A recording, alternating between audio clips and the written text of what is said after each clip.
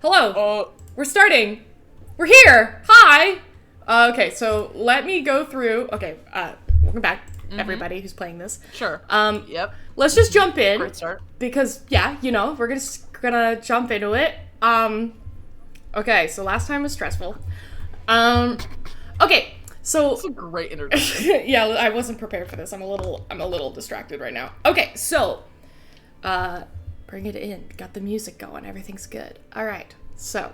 Shadow Clan. No! Stop it! We're not putting everyone's characters into Warrior Cats clans, okay? It's just not happening. I do not want to make this canon, okay? I do not want to make this fucking canon, okay? Alright. We're gonna bring it down. Last time we played this game, it was our first session back in a little while, so welcome back, y'all. I'm glad you're all here. You guys were stuck in a fortress somewhere, God knows where, after jumping through a portal from a warehouse in Westover.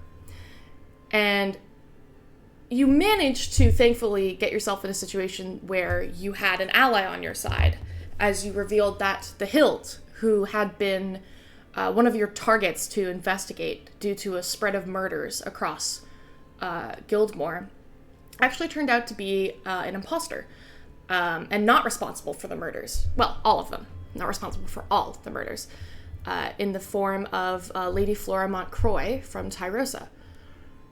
After a brief issue where Sketch wasn't waking up and Flora attempted to heal her, and then Viz had to actually jump in and prevent Sketch from dying from the antinethine poison that had been racking through her veins. It was a tense moment, but you all managed to, convince Flora to heal Sketch after finding out that they may have opposing beliefs on a particular issue. And bunker down and relax for the night, knowing that the only way out of this fortress is through. You had a moment where you were all kind of talking, planning, working out what you wanted to do next, and connecting your research back with Flora's own insider information. You found out that there is something that the guards have been talking about that roughly translated in gift to the Shadowed Storm, and that there was also contact with a team of mercenary groups, all being heralded by an individual known as the Mad One, who was also somehow involved in the Allery Syndicate. You woke up the next morning, got ready to go, managed to sneak your way past the two guards who were guarding the cave that led downwards, the only known exit out of the fortress, and managed to bypass around what looked to be like a barracks with a collection of strange individuals, including individuals in clown masks and mercenaries, part of the Allery Syndicate, and two other strange, almost extraterrestrial individuals as well, and managed to sneak down, running into an unfortunate trap, and then getting into this room that you realized was actually a massive theater made of red brick. This theater, which you know to be called the Annex Chamber, you made your way through the darkness and Aurora once again felt this tug towards portals. And as you kind of stepped through and looked around, you saw a strange sight before you. 3 portals, massive ones, much bigger than you had seen in the warehouse, humming and making like a strange wavering sound. Not fully translucent, not fully opaque. It's kind of just one of those in-between stages where you can see stars swirling inside them, and the sight of Ayla, the individual who had poisoned the Covingtons and ran away, trying to control them, alongside another individual in a red blazer, a fire genasi with white hair that seems to be a pure white flame, and a gentleman in full plate armor with these 3 spikes that stick out from the top, and a goatee and a thick mustache, who seems to be yellowed skin and not entirely a race most of you are familiar with. They were arguing back and forth for a moment, and you all kind of crept forward across the wooden catwalk along the top of the theater when Ayla spotted you all. So, as she turns and yells, "Company," everything happens immediately and at once. I need you all to roll initiative.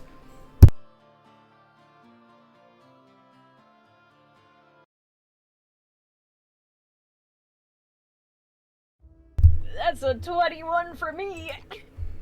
All right. 21. That is a 20 for Aurora. 20 for Aurora. 17 for Viz. A 19 17 for Cecilia. for Fizz. 19 for Cecilia.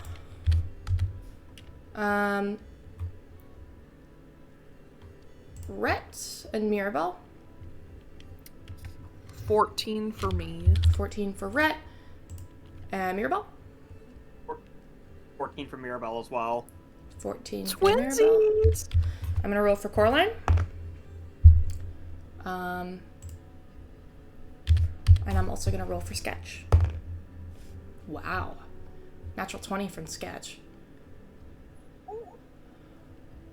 Who, for whatever reason, is not on my screen.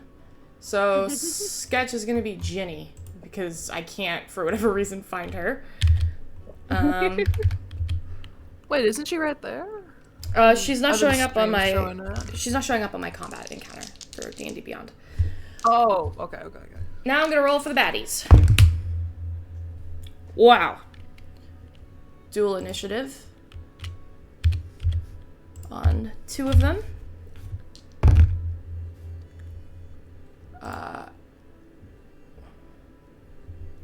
Okay. And sorry, bear with me. There's a lot of people in this initiative order. Okay. We're gonna start. Up at the top. Nev, what is your initiative bonus? What was it? Your initiative modifier, what is it? +4. You are going first. What would you like to do in this tense moment? I think as soon as Ayla, says, "We have company," Nev is going to headshot her. Or Ayla? Try to At least. headshot Ayla. Ayla. Okay, go Yeah. ahead and roll to hit. This is a straight roll. Straight roll. You would usually have disadvantage, but because you have your sharpshooter bonus, it's just a straight roll. Oh, okay. That's what okay. Ooh. What is math on my thunder cannon? 18 + 6? That definitely hits. Go ahead and roll your damage. Yeah.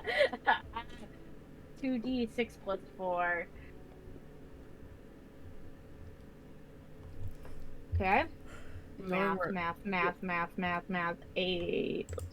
12 points of piercing damage. 12 points of Knowing where piercing Nev damage. is, it just goes flies past. Yeah, you guys. Yeah, anyone who's on the bridge just sees this fucking beam. Go right past next to their heads. You watch as the bullet flies, and Ayla sees it coming, and she manages to kind of just, start to move out of the way, and your shot grazes past her shoulder, cutting across the letter through her collarbone, and she kind of looks back in your direction, not very pleased, but definitely having suffered some damage from that. As bonus action, I'm gonna cast Expeditious Retreat on myself. Okay. And which basically, as a bonus action on each of your turns until the spell ends, you can take the dash action. Okay, so you've casted it. It's on you. Is it concentration? Let me see. We won't worry about it right now. is. But if it is concentration, just remember that you have that. You can't have 2 concentration up to concentration 10 spells. minutes. Okay.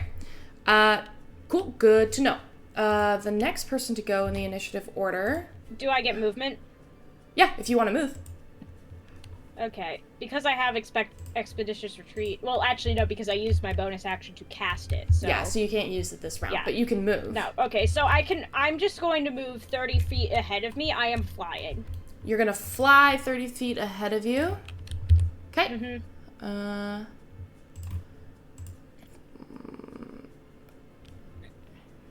So you can move 6 tiles top. So you want to move like here? Right. Is that it? Where it is? Yeah, you're gonna move like up here, flying across the catwalk. Yeah, that sounds good. Okay. No, I'm just flying above it. Yeah, you're just like hovering above it because if you want to go higher, that would be your movement as well. So you're from where you were, you just go straight across, but you're hovering there above the catwalk. Is that the end of your turn? Yes. Okay. The next person who's gonna go is Sketch, who had a 21 on her initiative. Where is that bitch? There they are. Okay. Oh shit! I tied with Sketch. Yeah, Sketch got a 21. She's only got a +1. She's gonna jump through That's really here. funny because I could just imagine they were like we're about to do something and they've just shot. Well, I mean, it's all happening basically instantaneously. Oh yeah. So they're gonna jump through this little area around the lever. It's difficult terrain there because it is raised. So they're going to come up 5, 10, 15, 20, 25, 30. They're actually gonna stand up. They climb the catwalk a little bit and are just kind of standing on the railing there. They peer over, kind of look at all you guys and go, is this what we're doing? Are we firing? Are we shooting? This was supposed to be a stealth mission. Well, it was. wasn't it? It was until someone shot a gun. All right. Oh, okay. Now you're blaming me. Okay, I see how things are. All right.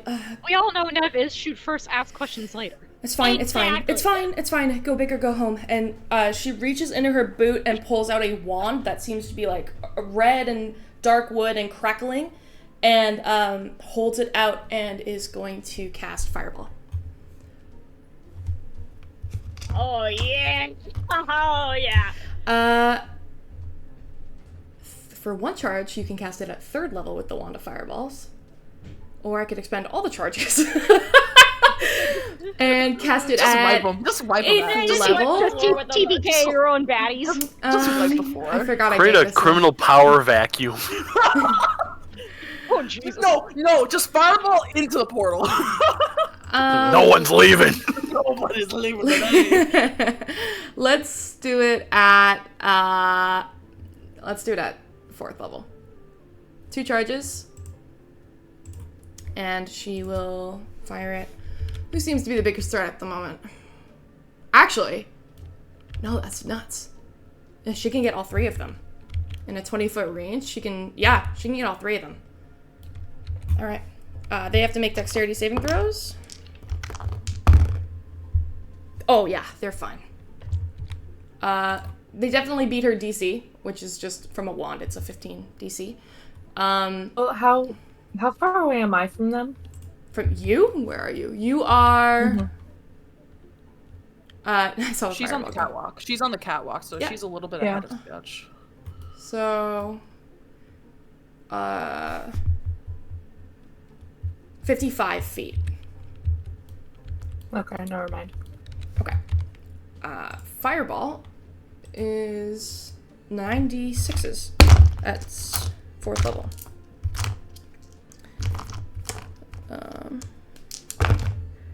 Fuck them up, Sketchers. 19, 20, holy shit. 22, 29, 30, 31, 32. That's 38 points of fire damage to all 3 of them. Ayla sees the fireball coming and skirts out of the way. The fireball implodes. A small little bead that shoots out of the wand explodes. Ayla dives and manages to get out of the way. As a rogue, she takes no damage. But the other 2 are for sure going to take some damage here. One of them's a fire genasi, so... Yeah, she'll take half damage. Because, wait. Yes. Oh, boy. 33. Actually, she takes even less damage. 34 divided by 2, divided by 2. Fireball was not the greatest of Well, she's doing her best. How's she supposed to know, man? And I believe... Looks at the fire genasi. Totally. So, it explodes on the fire genasi, and she just stands there, takes the hit. You see that there is, along the bridges of her blazer, there's like singeing smoke that starts to move down the side of her blazer, and she kind of just looks up, stares sketched in the eyes, and brushes dirt off of her shoulder, almost completely unaffected. The other individual, though, I believe he takes half damage. Yeah, he just takes half damage. The fellow in the armor. The other individual. The other individual, the gentleman in the plate armor, you see kind of takes the hit, and it also, most of the heat reflects off of his armor as he did make the dexterity saving throw. But as he kind of like ducks out of like the full brunt of the explosion, is now fully turned and is looking at all of you with intent and fury. His poor mustache. No! Still there. He managed to dodge thank God. most of What about the Thank goatee? God. alongside the eyebrows. It's most of it is protected by his huge like helmet. He's got a full plate set up, and as he turned to dodge it, because he did make that save, he manages to hold off. That's fair. At the brunt of the Save the explosion, mustache. and then seeing most of them unharmed. Ah! Sketch actually holds the one and goes, "Fuck, not good," and is just gonna stand there, kind of paralyzed for a moment. Cecilia, you're up. Okay, Ayla is the one controlling the device. Yeah, she's got a device in her hands and is currently, it seems to be affecting and controlling the portals, which, by the way, are still sparking and, like, moving erratically at this point. She's having a hard time getting a grip on it. The fight is not helping. Mm-hmm. Far away am I from her? 60 feet. 60 feet? Yeah. 60 feet. Okay. Probably. It might be 65, let me see. No, 50 feet. 50 feet, okay. I am going to use... Oh, what am I gonna do? What are you gonna do, guys? I'm going to use Chromatic Orb. Okay. I'm gonna choose Thunder Damage. If it hits, we'll see. I roll for that. Yeah, you roll for that. Okay. Oh, that's a good roll. 23 to hit. That hits. 23 hits. Okay, so that does 3d8 thunder damage.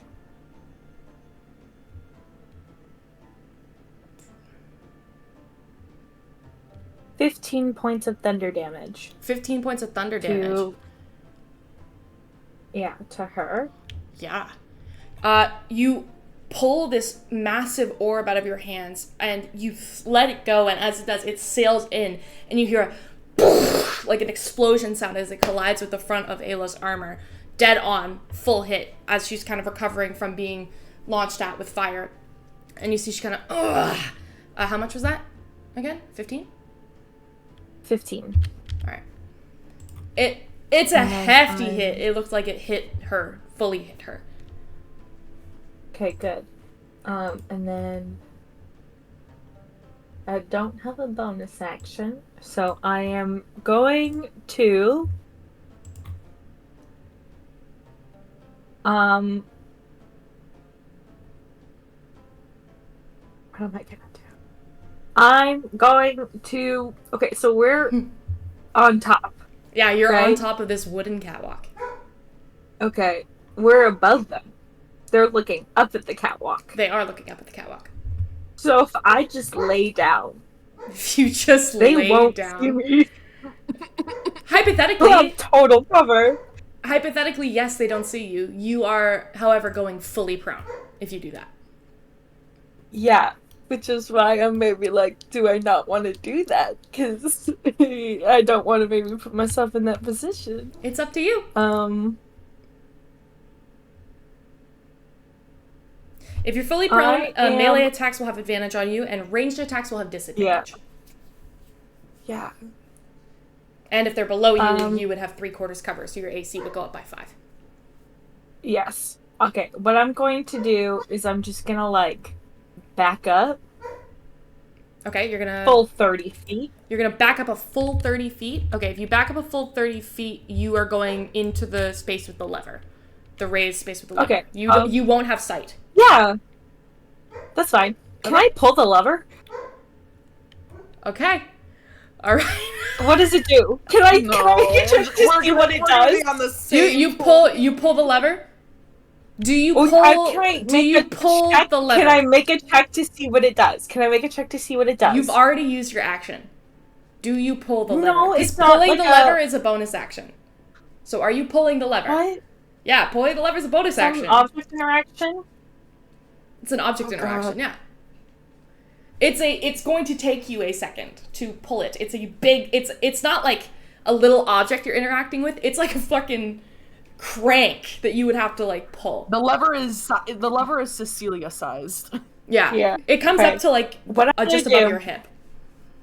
Can I hold my bonus action? No. Can I wait? Actions. No, I can't wait to pull it when everybody's on the ramp. No. It's if you pull it, it's right now you're pulling it. Because you can't hold a bonus action. Okay. What do you do? I should. Oh. What do you do? Wait. Do what you want to do. Do what you want to do. Do what you want to do, man. Tell me what you're doing. Would Cecilia do it? I think Cecilia would. But I think that's also just Allie wants to. No, I think I will. I think I'm gonna wait. You're gonna wait. Because I think it's also safer to be high up. Okay. Yes. So is that your turn? Yes, that's my turn. All right. Next in the initiative order is Coraline. Coraline rolled really well. Where is she? She's all the way... Yep, all the way back here. It's going to, again, do what you guys did. 5, 10, 15, 20, 25, 30 is going to step on the edge there around you guys. And... yeah, this is a good beginner go for a cleric. I'm trying to remember how to play a cleric. Is going to hold out her hands, look at the group of you. And how many of you are right there? 1, 2, 3, 4. Yeah, 4 of you. She'll cast Bless at 2nd level. So, keep this in mind. I believe that's, who's that, Viz? Viz, Rhett, Nev, and I'll give it to Cecilia. I don't want to remember it for sketch. So Riz, Nev, Riz. Just call him Riz. Rhett, I'm sorry. Rhett, Viz, God Rhett, Viz, Nev, and Cecilia. Is you that guys. their ship name? No, Oh, Jesus. No! Okay. Rhett, Viz, Nev, and Cecilia. You have a D4 that you can add to all your attacks and saving throws. And skill checks. Until Coraline loses concentration. Or picks up, yeah. So just keep that in mind. For a bonus action, I don't think Coraline can do anything for a bonus action. Let me see. Sorry, there's a lot of characters I gotta remember, guys. Oh, yeah, no, that's it. That's the end of her turn. None of you guys look hurt, right? So. Okay. Aurora, you're up.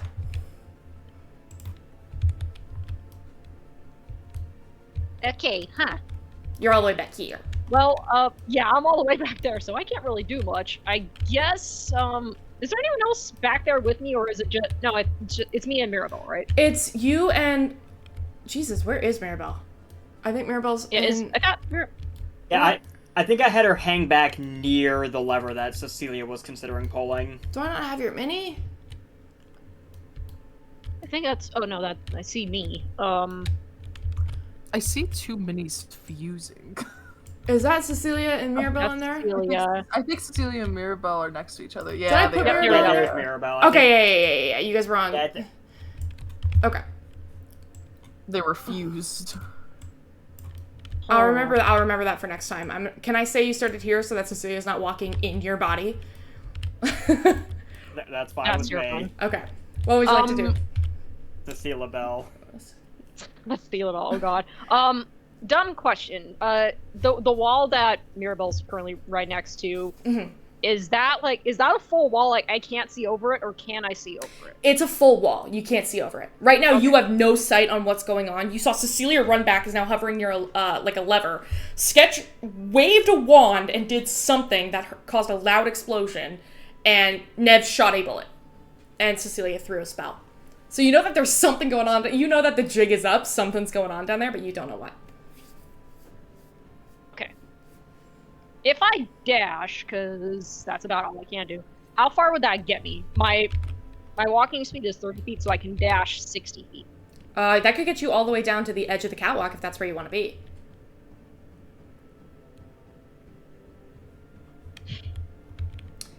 You're in a precarious situation because there's nowhere for you to really dash. You can go all the way down to the edge and stand right at the edge if you'd like to. Jump on them. Just jump on them. If you wanted to, you could. If you wanted to, you could do a long jump off of the. You could do a long jump off the catwalk as well if you wanted to. If I do a long jump, will I take damage from going down, or I won't? Yeah, you're 50 feet in the fucking air. You would take 50 feet equivalent of fall damage, assuming you fail an intense athletics roll. Okay, and so is there a top to that stage? What stage? A top? Yeah, the stage that they're on. Yeah. Is that like, is there? Yeah, you can see a top. What if I were to try to jump onto that? Oof. I have to look at the rules for long jump. 5, 10, 15, 20, 25, 30, 35, 40. It's 45 feet away from the catwalk. I believe long jump rules are... long jump's not that far, I don't think. It would be pretty impossible. I have an idea. What if I were to run, jump, and then do a starlight step onto the roof? Because starlight step takes me up to 30 feet. You could try. If I were to basically run, jump, and then poof. You could certainly try.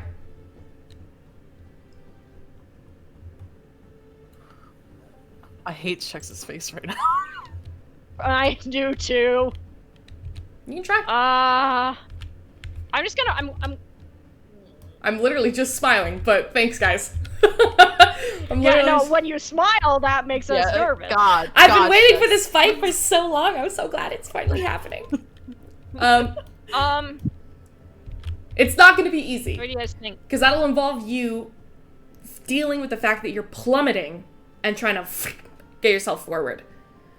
So it would involve a lot of... It would involve a roll. You can't just do a lot of mechanics. Okay. Yeah. Well, not a lot of mechanics. It would involve a roll. And if you fail, it would not be good. I don't know. I think you could do it.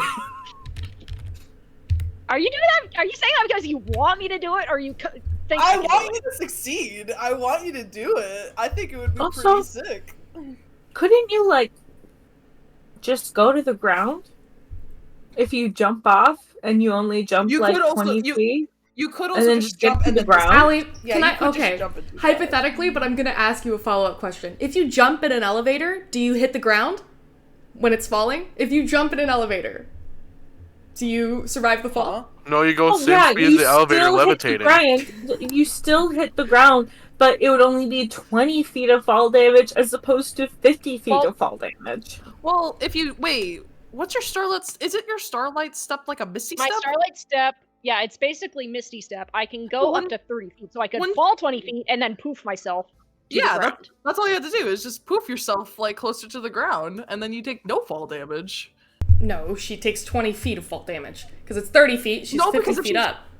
No, she would. No, I jump, I go 20 feet down, and then when I'm within 30 feet of the ground, I use starlight steps. That way I just poof myself on it. Yeah, you take 20 feet of fall damage because you're What? rocketing. That's not how this- You're How would I do 20 rocketing feet of fall towards damage if I Misty Misty Step. Step onto the ground? Misty Step doesn't negate things that are happening to you. It just moves you. It doesn't. If you're flying, if you're falling 100 feet off of a cliff, you don't just like Misty step to the ground and negate fall damage. Teleport. Yeah, to but 30 feet. But okay. For example, I'll use another example of a D&D mechanic. When a ghost ends its turn inside a being, just because it can move through that being doesn't mean that if it ends its turn and apparates there, it doesn't take damage. It still takes damage because it's occupying a space. When you're falling and then you teleport, you're still rocketing towards the ground. So when you teleport, you're landing hard on your feet. It doesn't stop you midair and then teleport you to the ground. That's not how Misty Step works. Because you can't, like, if you're running and jumping, it still involves, like, you being able to time things perfectly to get to the other side. It's not like Misty Step's not like an all-powerful thing that, like, stops everything around its environment from having effect. Does that make sense? No. Not to No, me. also, no, it does make sense because also It gravity. does. Like a long Yeah. jump Gravity. going straight over is one thing, but if you're just jumping down, Yeah. it's still like you're still going down 20 feet. Gravity's still impacting. If you jump, it would be different if it was going forward. If you jump in an down. elevator when it's falling, you are still abiding by the rules of gravity because you're going up, but the force of everything hitting the ground is still affecting you. Your legs shatter. It doesn't, like, stop the impact. Anyway, this is a long way to say you will take 20 points of fall damage if you try to Misty Step to the bottom, but you won't take 50. So it's up to you.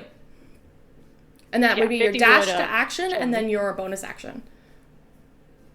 You know what, I think for now, I know, Wild, you want me to do the Baldur's Gate move. I'm just going to dash to get myself all the way to the edge of the catwalk, because Aurora has no idea what the hell is going on. All right.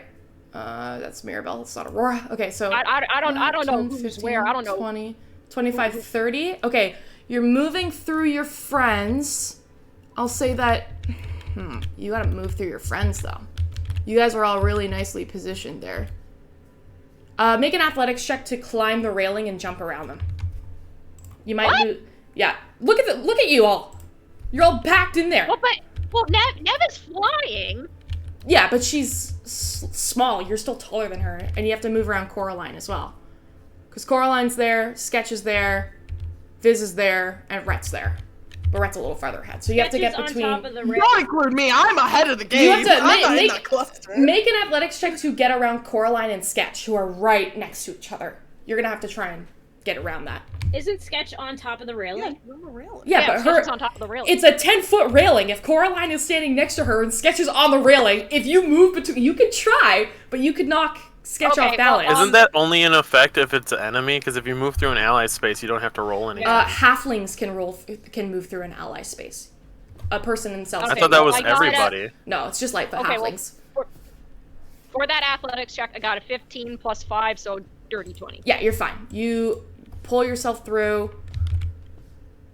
Why can't I? Oh, God, what is going on here? Jesus Christ. All right, you move around the outside and you duck in.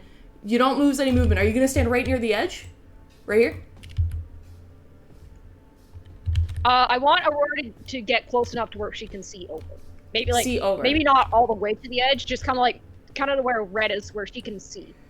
You can see from there. Well, let's look at Aurora's eyes and see what she can see from there. From there, yeah, from there you can see what's going on down there. You also see these two massive monsters on the other side, which, by the way, you look at the monsters on the side, and you have a moment where you recognize them. You don't know what about them it is you recognize, but you feel a chill go up your spine, and you feel a sense of danger. Okay. Do I see the GIF? You do see the GIF. Actually, you see the GIF, but more importantly, the GIF sees you. He looks up, looks at you for a moment, and then his eyes flash with recognition. You see him kind of lower his gaze, and his lip pulls up into what can almost be a snarl across his upturned nose as he takes you in and just growls. Is that the end of your turn? I mean, at this point, yeah, I can't ready an action because I used my action to dash, so I guess if Aurora, like, do I recognize him or do I like, feel anything when I see him? No. Okay, he just has like this look of recognition and then growls. It's the rush of adrenaline in the combat. Like, you see the recognition, you know you should feel the recognition, but there's just something not registering. It's like a disconnect. Okay. Yeah, at that point, that's the end of my turn. All right. Next person who's gonna go is Ayla. You see her kind of grasping at the device, and she's like holding it in her hands, and she looks up at all of you, and she's not happy. She's got a couple options for a ranged weapon here, but she can't see Cecilia anymore, which is really good for Cecilia. You see Aurora, you can see, and Rhett, you can see on her belt she's got a revolver that's kind of sitting on one side, and on the other side you see a leather case that seems to have 6 ridges in the side of it and looks to be like concealing something, but you can't tell what it is. And you see her hands hover towards them for a second, and then she turns to the other side, picks up the revolver, and is going to take a shot at Aurora. Cool. And do I have partial cover where I am, or Let's no? see. You're tall, so we'll see. No. Man! You're tall. She's a medium size. Yeah, well, Inside. taller than like Viz. You want- Like Viz is fully covered there completely. Aurora is the top of your head. You would have a +2. You'd have half cover to your AC. Oh, and actually, I'm so silly. I forget how to play characters. You see her reach for her revolver, and then she ducks around here, and vanishes. Around where? She ducks around the pillar and vanishes just for a moment, Bugger. and then takes a shot at you.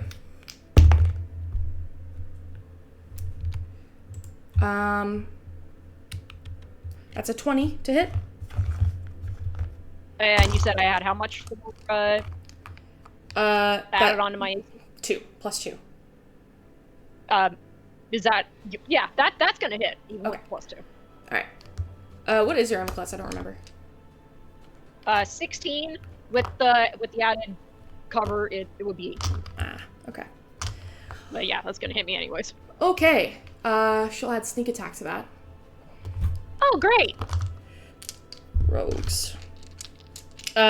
She disappears around the corner, and then you see her reappear. And when she does reappear, it's to fire, and you feel a bolt go through your like a bullet go through your shoulder. Do I not have? There we go. Wait, revolvers have that much of a range? Hers does. Figures. An assassin artificer? Yeah. That is going to be... Sorry guys, I'm going so slow today. 21 points of damage. With her sneak attack. Jesus. Oh, sneak attack. Ouch. Jeez. Yeah, she almost took me to half. And from there, you see her poking out from the side, but that's the end of her turn. Viz, you're Okay. up. Aurora's just gonna clock her. Okay. Hmm. So, okay, if I try to fly, how's that gonna work here? Yeah, you fly. You'll fly. Okay. You can just fly as part of your thing, I believe. You have flight speed, so if you want to just enable fly. Okay, no, I was just asking because I was like, you know, I've got all gross sketch goop or whatever. So, okay, well, I would like to fly across to like roughly like the edge of the stage. That's like To the edge of the stage, you're going straight across? yeah, dashing. I forgot to say dashing. I'm dashing. Alright, you're full dashing. That gets Yeah. you... I can actually get you above the stage if you want to be above it. Yeah, I'll be above the stage. Cool. And Viz wipes sweat from his brow, and then just gets his gun ready. And Alright. that's like he's gonna hold his action for the Gith guy to, I don't know, do anything. Dashing is your action, though. That's right. I'm sorry. That's yeah, okay. Viz is just gonna sit there. You have a bonus action if you want to use it. Oh, I forgot about that. Hold on. Is there a way that Viz can like go down onto the stage, or is he just kind of floating there for right now? You can go down. You want to drop in and disable your flying? Yeah. Okay. You're just hovering there. Yeah, he's just gonna pop down there, and then I love that that's just become Viz and No strategy is just fly forward, fall. fly fall. I'm scared to cast any spells. Oh, wait a minute. Okay. This might hurt me. I don't know. I give Bardic Inspiration to Rhett. Okay. How do you give your bardic inspiration? Blow a kiss. Alright, Rhett, you have bardic Okay. inspiration. Oh, You see Viz from yeah. across, and you see the kiss blown your way. You have bardic inspiration that you can use at any given moment. It's a d6, I believe, right? Can I just say Aurora, Yeah. who just got shot in the shoulder and given like this major wound, just looks over at Red, just like, You just see I get you shot just- and you get all a you- kiss, really? all you see is like the magic of the kiss on his cheek fading away as his hair singed because all of these fucking casters and shooters just flew past his head. Let's be completely honest. A fireball passed through his right side. A chromatic orb flied by. Or just, she doesn't say anything, Also she a just does bullet. this. A bullet on his left. She's just like, Shrug.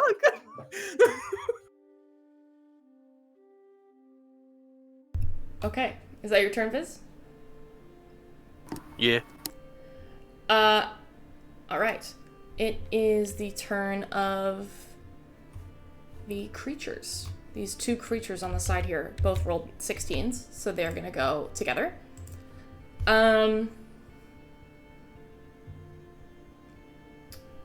Yeah. They're going to rush forward. They have a lot of movement, I think. Yeah. Oh no, just standard movement.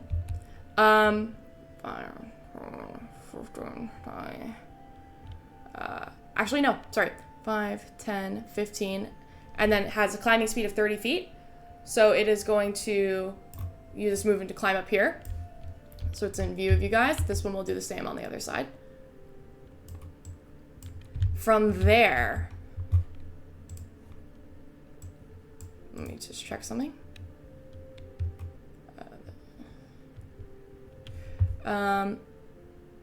Yeah. Okay.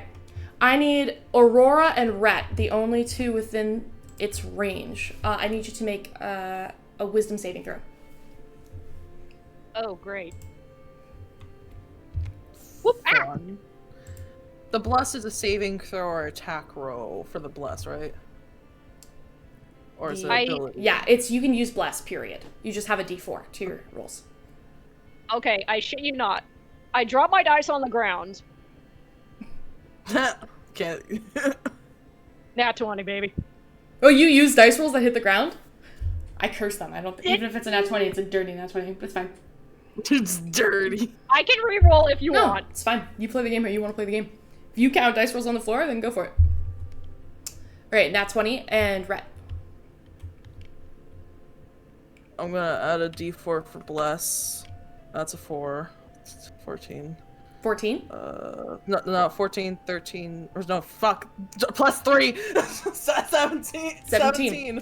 You guys, as you're getting a closer look at these creatures now, as they kind of turn and like look over at you, you see they're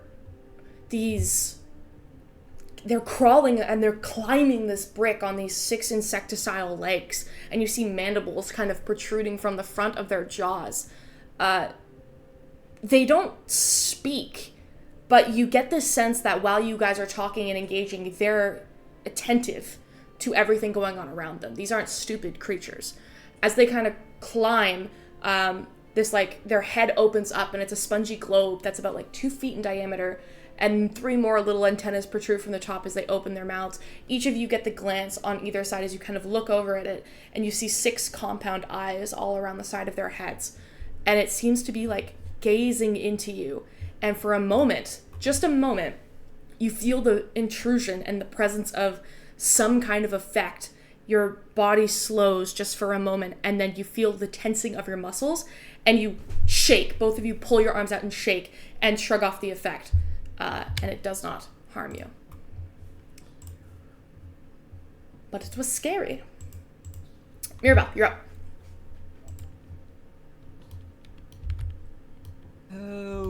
Okay. Let's see.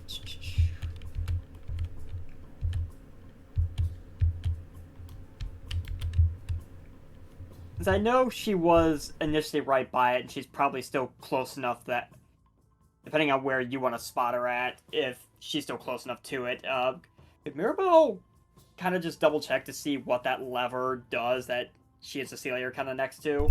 I believe you guys rolled for this last game. You know that if you pull the lever, it will drop like a ramp.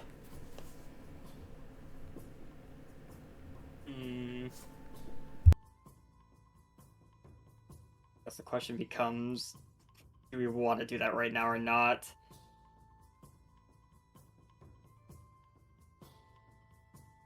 Outside of that ramp, does it look like there's any other way down from up where we're at right now?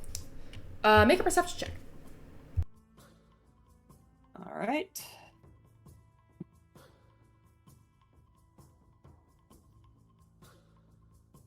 And No, everything around you is pure smooth stone.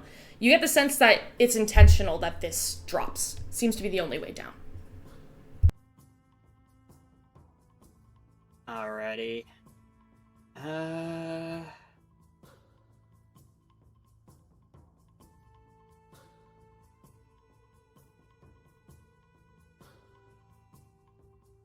think what I'll have Mirabelle do is, I don't know how many feet of movement it would be. Probably not a whole lot, but I kind of want her to move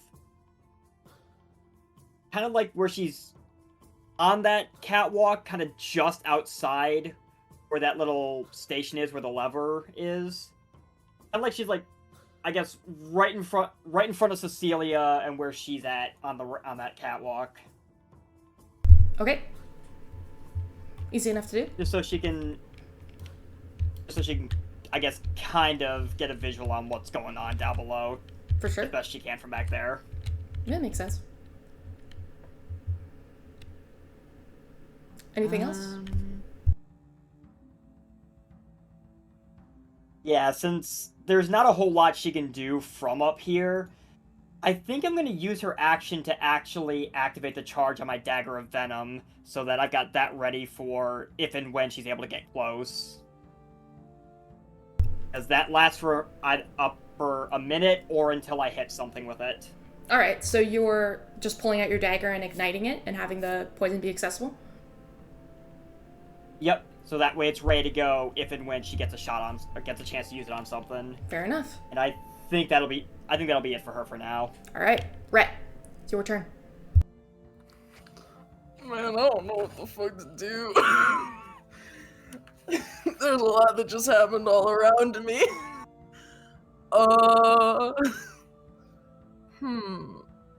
So, who's the bitch that decided to hide and then shoot Aurora? That's Ayla. You don't currently have sight on her. And yeah, I can't see Ayla. That's right. Yeah, 'cause I wanted she's- to make sure that's the one I can't see. Yeah. I saw her, right? Yeah, you can see just the tip of her, like, pointing out here. She's fully behind the pillar. And then Okay. I could see Fire Genasi, I could see Githman, and I could see 2 wacky creatures. Yes, you can. Can I point Ayla out to Rhett, or no? Ayla's, like, fully behind the pillar. So Rhett would have to find a different It's- vantage oh, point to yeah. go So in. she's fully covered. I Okay, know so where, I can- know she's here. It's just that she's covered, Yeah, and I yeah, can't. Yeah. Yeah. Okay. I mean, she's a rogue. She's not gonna stand out in the Yeah. open.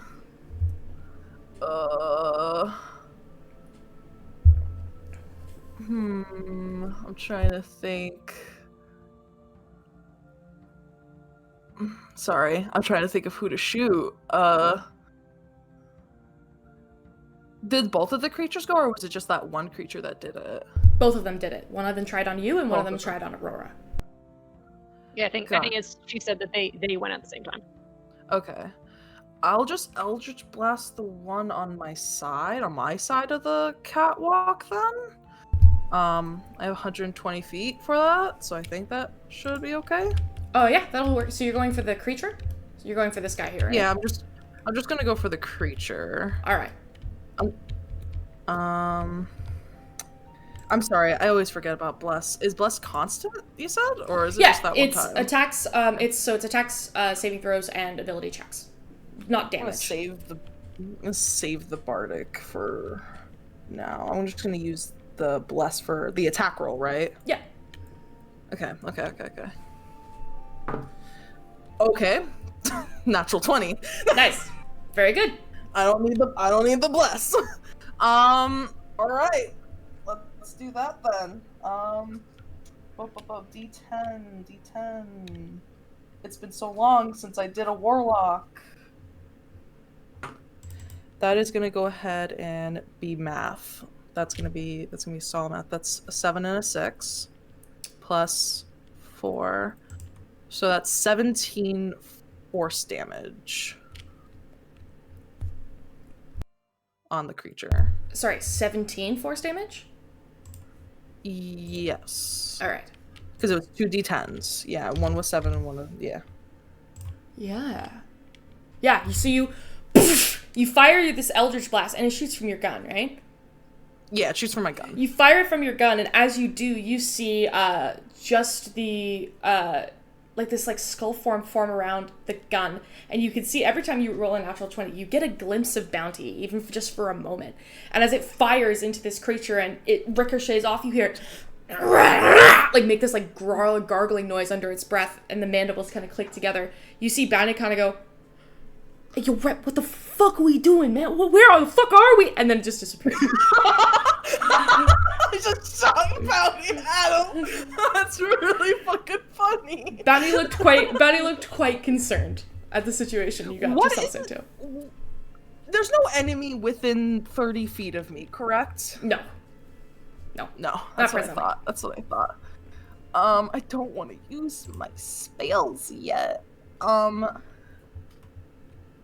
I don't. That's kind of all I can really do, honestly. I don't want to use my. Do I want to use my Hexblade one of them?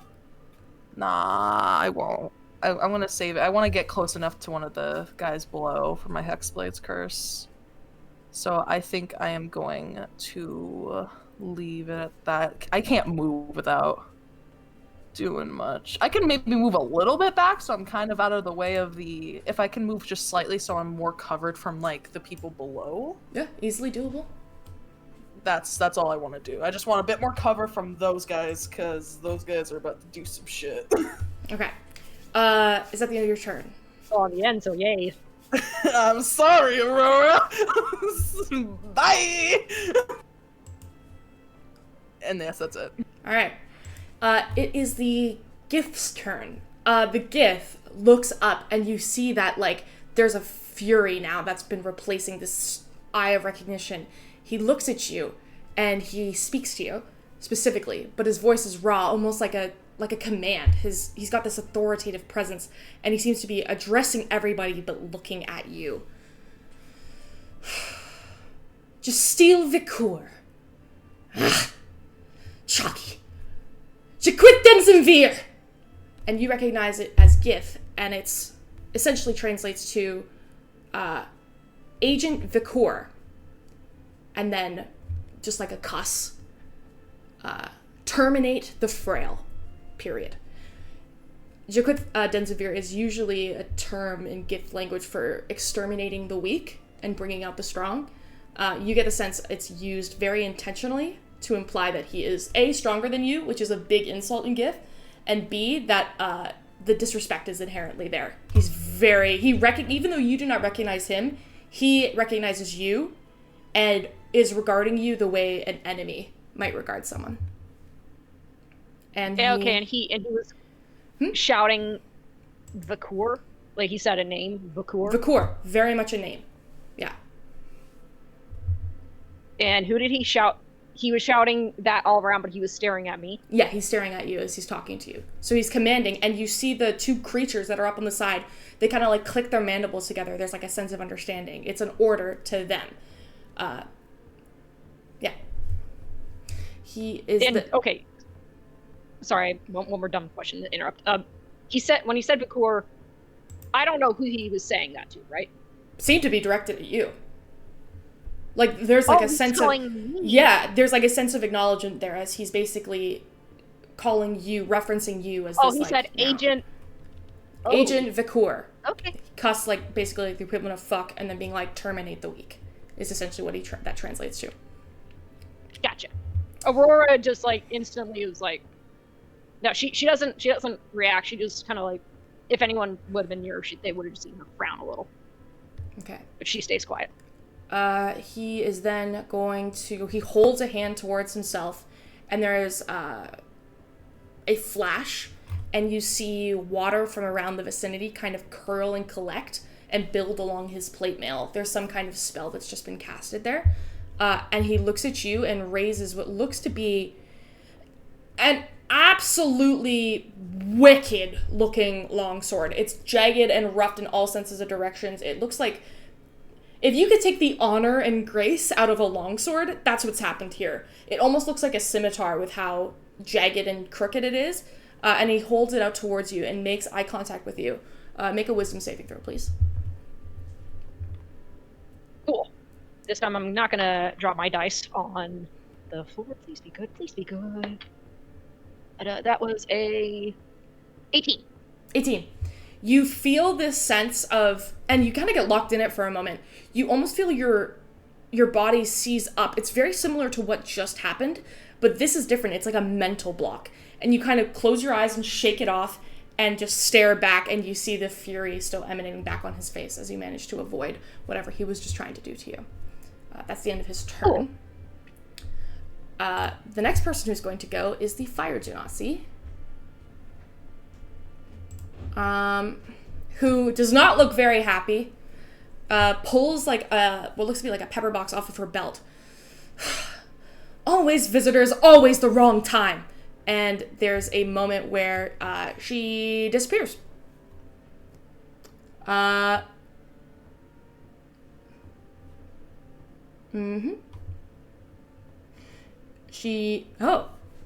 very cool.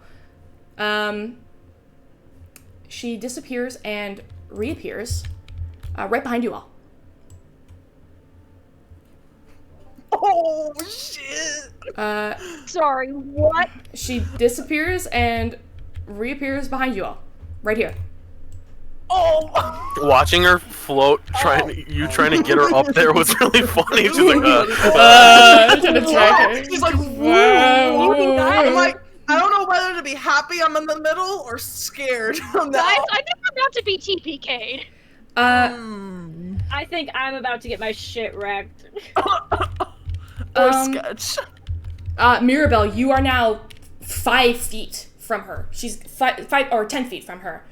And she looks over at you. There's like a faint sense. There's no recognition there, but there is like a sense of like understanding and noting your presence, being like knowing that there's more people behind. Sees Cecilia as well.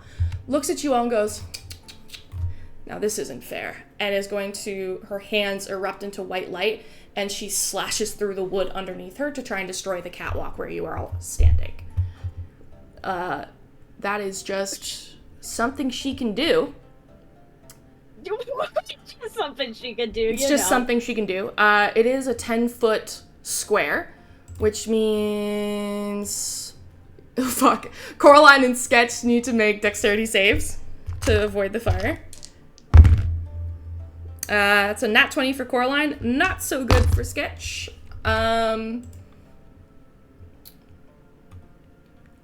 Ooh, this does a lot of damage. And I need another A one. catwalk is like meant to be sturdy, especially one that can just like possibly with the pull of a lever Yeah. become stairs. You know, like that has to be pretty. It's wood, Well, and she's together. projecting fire down Great. and trying to explode and shatter the wood. Yeah, I think we're looking at a potential TPK here. I wouldn't build a TPK on purpose. Okay.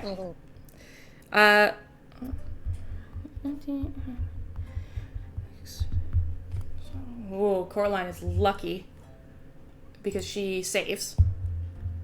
Sketch is not so lucky. You see this explosion of red fire that almost has this like black undercurrent to it. It's strange. It's fire. It erupts into the ground and absolutely shatters the wood. But as it shatters the wood, there's also a darkness that begins to spread, and it almost like shadows moving grabs onto Sketch's leg and prevents her from moving as the full force of the damage overtakes her. You hear her yell. That was not pleasant for her. And the catwalk is destroyed. I will need everybody to make an athletics check as you are plummeting to the ground. I don't. Oh, no, you're good. Can That I- would be Coraline, Sketch, Rhett, and Aurora. Featherfall. Oh, Is that on all of us Wait, or just are you on the On catwalk? I everyone thought you were. falling. what's I the thought you range were on back. Featherfall? I'm not on the catwalk. I'm not falling. Oh, Yeah. I'm you're casting on everyone Featherfall. falling? What's yes. the range on Featherfall? I believe it's like 60 feet. 60 feet. And how many people can it target? Yeah. I believe it can target. I think it can target up to 6. Yeah. Okay. So, Cecilia reaches out with her reaction, casts Featherfall. It's 5 Aw. falling creatures. Is that everybody? Yeah. Because Nev's not falling, Because right? that's Yeah, Nev's I'm not Yeah, falling. Net's not falling. No, it's Yeah. it's the four of them. So you hold out and you cast Featherfall as they begin to plummet to the ground. By the top of the turn, you guys will have rested on the bottom, not taken any fall damage. The fire genasi turns and looks at you, Cecilia. There's that faint glimmer of recognition as you cast this intense magic, and she kind of goes, "Clever," and as now eyeing you with a particular interest. That is her turn, which means we are at the top, and Ayla needs to roll to see if she can get a grip on those portals. Ooh. No, she cannot. The portals around begin to make these sparking noises, and they almost lurch and pull in and then lurch and pull out. And there's this, you all feel this sensation as it seems like almost the room itself, the gravity in the room begins to lurch as the portals get bigger.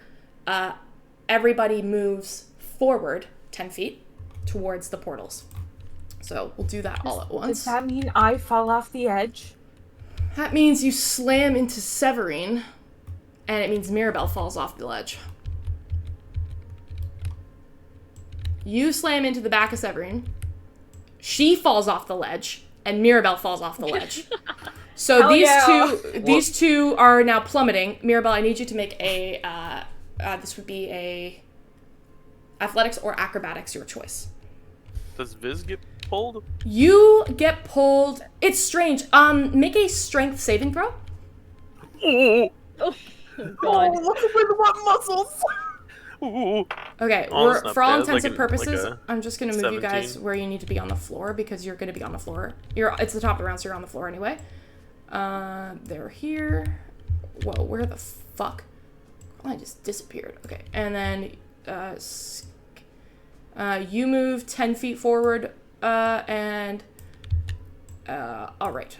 So everybody moves 10 feet. Aurora, you get pulled pretty close. And Rhett, you get pulled pretty close as well. These two get pulled here. They're kind of stumbling over the seats as they get lurched towards the portal. Nev moves forward. What did you roll for your strength save this? 17. 17. You resist it. You feel like the gravity in the room wants to throw you into the stone. You feel pressure, like a really heavy pressure. You get the sense that you would have probably fallen over had you not been able to get control there. Mirabelle, what did you roll on your acrobatics? 21. 21. You take half damage. And Severine takes right here. Yeah, she's probably fine. Yep, she's fine. You both take half damage. It's every 5 feet you fall after 15 feet is another d6. You fall 50 feet, so that is falling damage is so tricky.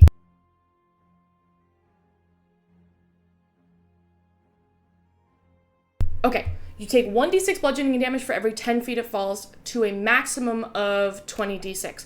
So if you fall 50 feet, you fall 10 feet is 1d6, 15 is 2, 20 is 3. Wow, this is gonna be a lot of fucking damage. This is for both of the enemy and you, though, right? Yeah, for the enemy and me. Oh, The enemy yikes! just gets impaled. The enemy's just like impaled on a spike. It's like, oh, there you go. I rolled really fucking well. You take 14 points of falling damage. And so does the enemy.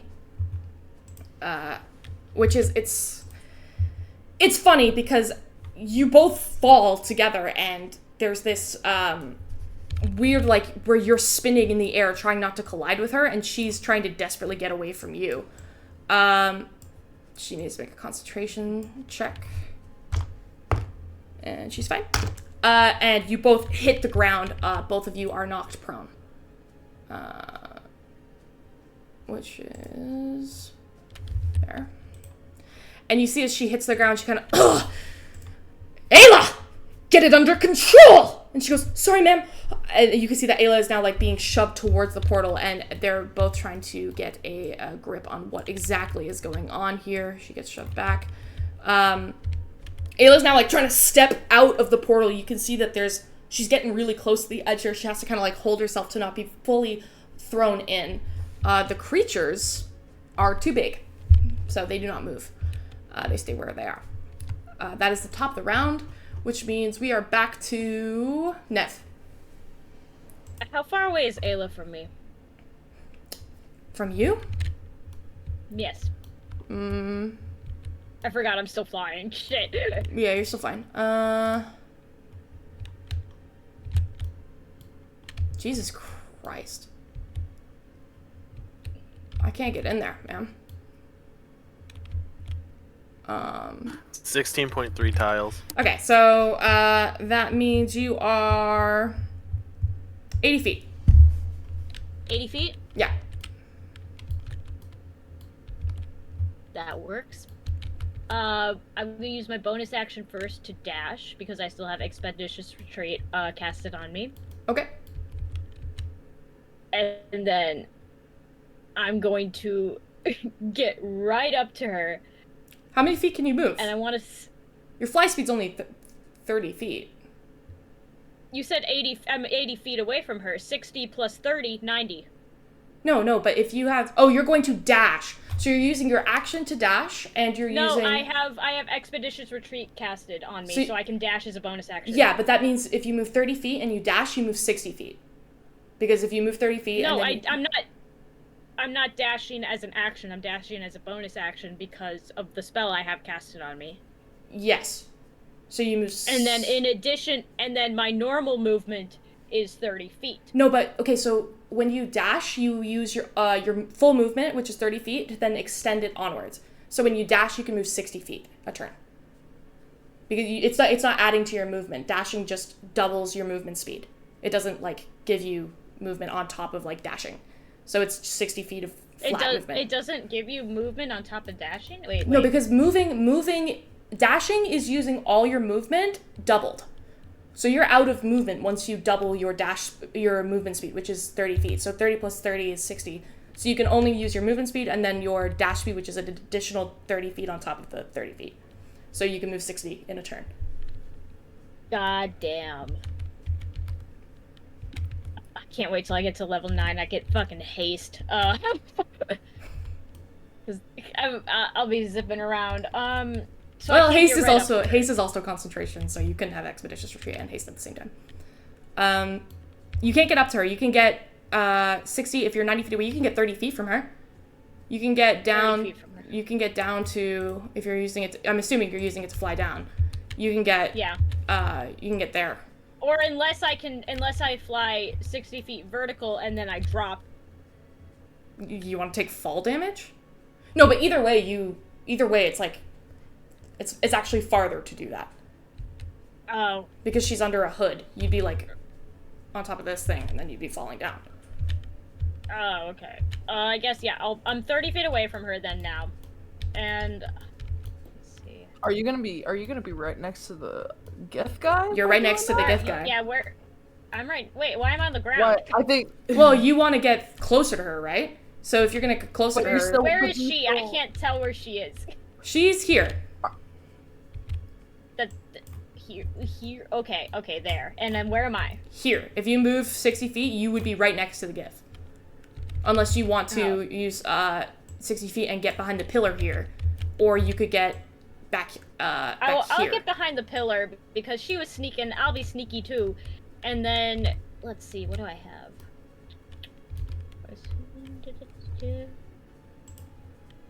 I'm just seeing what spells I have. I don't have. Let's see. I just realized I'm like a fucking D&D encyclopedia. I should not know the rules to dashing off the top of my head.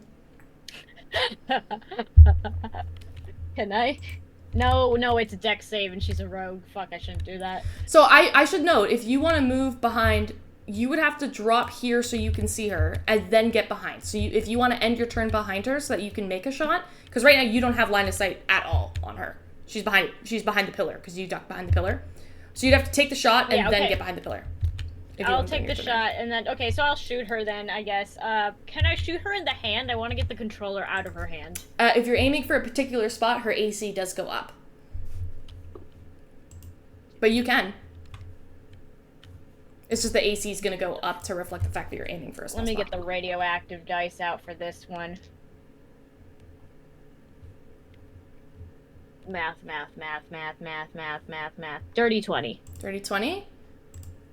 Dirty 20. That's a miss. Why the fuck is there an owl? Wait. It's What the does fucking Bless do owl again? here. What does Bless do again? Wait, what? There's an owl? D4. There's an owl over here. D4? On Owl, Evan's what are we stream- talking on- about? On Evan's stream, there's just an owl. Oh my god, I was like, I don't have an owl. There's just an You owl said Bless right is here. a D4, right? Yes. 23. Sorry, the music stopped. So Yeah, 23 to hits. hit. Yeah, 23 will hit. Sorry. She has to make. Nice! She'll have to make a strength saving throw to hold on to that. Give me a second. Let me roll my damage. 12 points of piercing damage. But here's the thing: do we want her controlling it, or? Cause like that's the thing. I mean, she's obviously doing a shit job. Well, yeah, but like she's doing a shit I- job and it's pulling us if- in. So what happens when no one controls it? Is it gonna Well, go if she- away, or is it gonna go if even she- more wild? If she drops it, I have a plan. I have a plan. There on we how go. Can somebody do me a favor get and that use the Viber to? Oh shit! That's not obviously Jesus Christ. That's why it's not loading my music, because I have a D&D Beyond link loaded, not the actual music link loaded. I was like, why the fuck isn't it playing my music? I was like, Jesus, I'm so angry right now. It's not looping. Hang on. I just need music or I go a little crazy, y'all. I gotta be honest. Why is there an She gets a owl little. next She gets a to little. this? Just a little trigger happy. The owl's next to this now. Yeah, The owl's next to it. Okay. That's the purple bird, the little Jeff. That's Jeff right there. What is your? Oh my god, I forgot we have Jeff. Oh no, you my guys. name is you He's at guys- the apartment. He's at the He's at the apartment apartment. with Ginny and Bridget. You don't have Oh Jeff. man. Well, now we have another Jeff. It's Steve. What is your spell save It's DC? canon that there's an owl Neff? here. What is your spell save DC? Mine? Yeah, your spell save DC.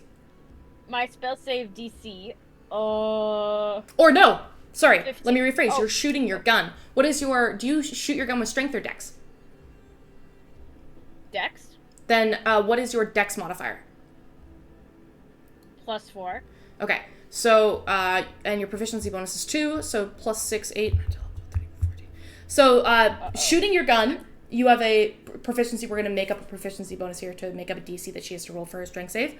You're shooting your gun. Okay. You have a +6 to roll, so proficiency, usually a spell save DC would be 8 plus your proficiency plus your modifier. So in this case, we'll do 8 plus 4 plus 2, so that is going to be a DC of 14. So she has to roll a 14 strength save, or she drops the device in her hand. Okay. Big money rolls here. Oh. And it's a saving throw. Yep, saving throw.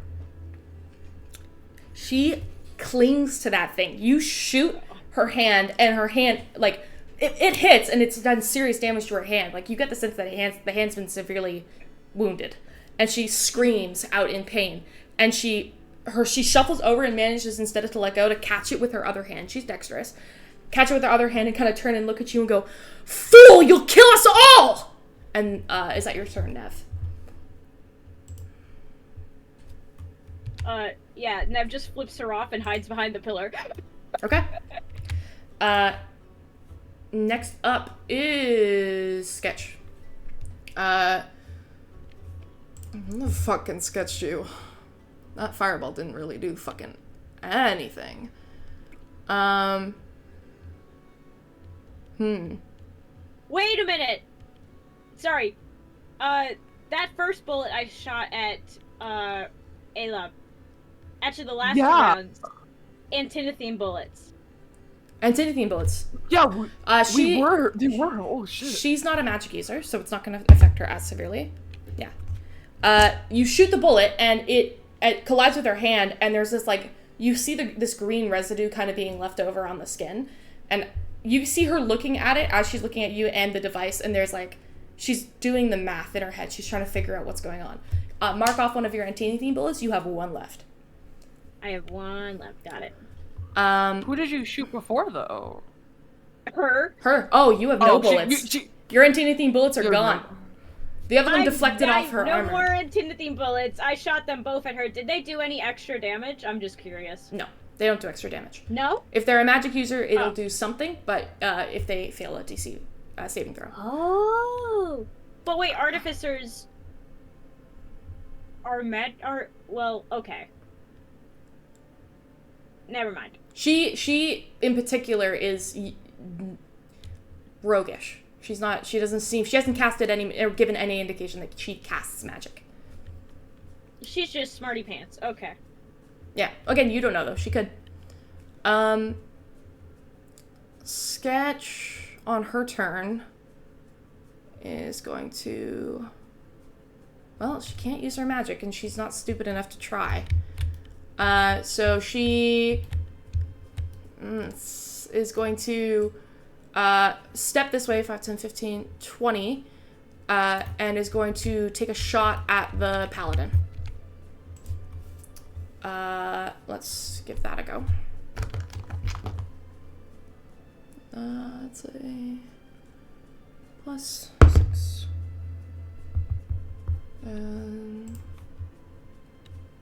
What's his armor class? Bink! Fires it, and it chinks off his armor, and he turns and looks and is now realizing how close you're all getting. With her bonus action, she goes, "Shit!" And that's her turn. Can I just quickly say something as Sketch gets close? Nev just looks over at Sketch and just mouths, "What are we doing?" You asked her. She asked her. She asked you before. You shot first. You say, "What are we doing?" And she goes, "The plan wasn't to engage, Navanya," and that's all she can say on her turn. She only has 6 seconds. Cecilia, you're up. What would you like to do? Okay. I'm gonna pull the lever. Okay, let me make something clear. That catwalk is gone. You're looking at frayed ledges, and there is no longer a walkway in front of you. That I can't like make it disappear. I can't fucking make it disappear, but you're smart enough to know that there is no catwalk to lower anymore. It's gone. So it's not like in Baldur's Gate when you pull a lever and the whole bridge moves down. It's not like one of those. No, it's not the Gauntlet No, the of bridge Shar. is gone. The bridge is is gone. gone. I It's can't. not like one of those anymore. I can try out. Try and make the bridge. I can't figure out how to make the bridge disappear. I'd have to go into build mode. No, but I mean, like, so when the bridge was gonna go down, it was just only like it was gonna become like a ramp, versus the whole bridge moves down to the bottom, like in Baldur's Gate. It was a ramp. Yes, it was meant to be a catwalk that turns into okay. a ramp. And are you guys proud of me? Fuck. Bravo, Okay. bravo. What did the wood planks do to people landing on their heads? Just like falls on the top of them. The branches. Well, it exploded. You see, there's all at your guys' feet. You see Oh, it shrapnel. eviscerated. Yeah, you see like shrapnel of like wood kind of scattered all over the place. Gotcha. What are you doing, Cecilia? I'm so far away. Yeah, you're quite far away. So is Mirabelle, I think. No, Mirabelle fell. You. No, yeah. Mirabelle fell. Yeah, it's just you up there, bitch. It's you and you alone. It's just me. You are the star of the show on the decapitated catwalk. Yeah. Okay. Shit, I should have fallen. Okay. I'm going to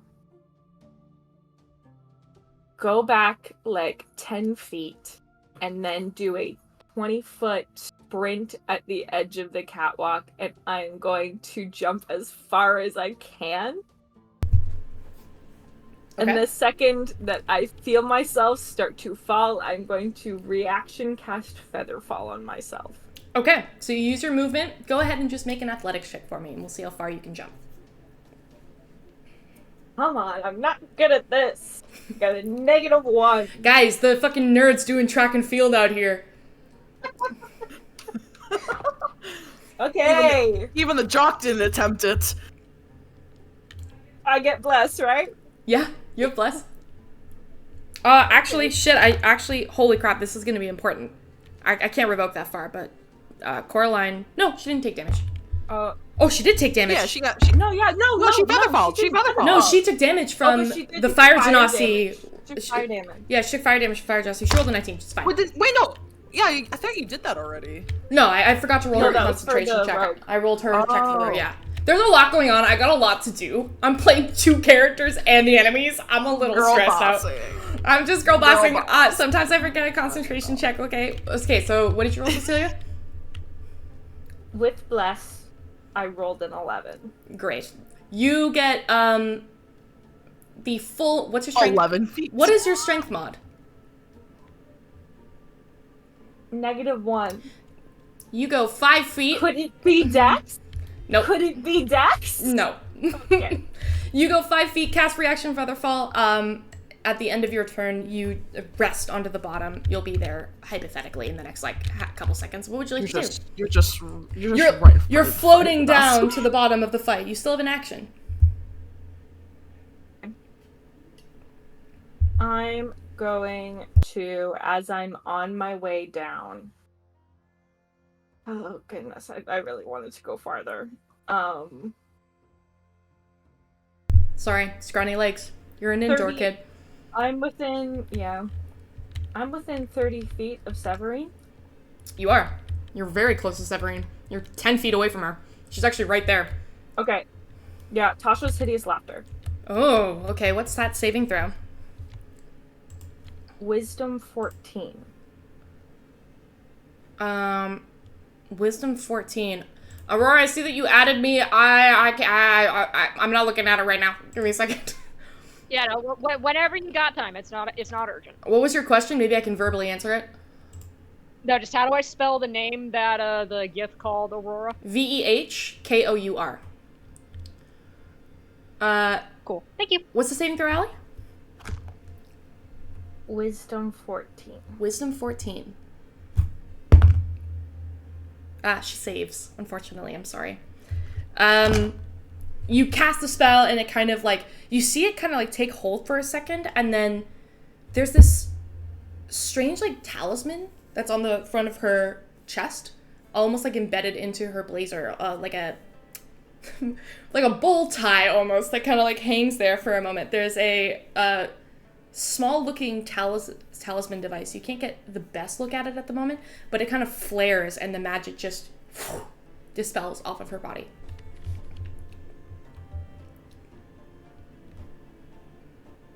Okay. Is that your turn? Yeah, I got nothing else to do, so that's me. Okay. Coraline is up.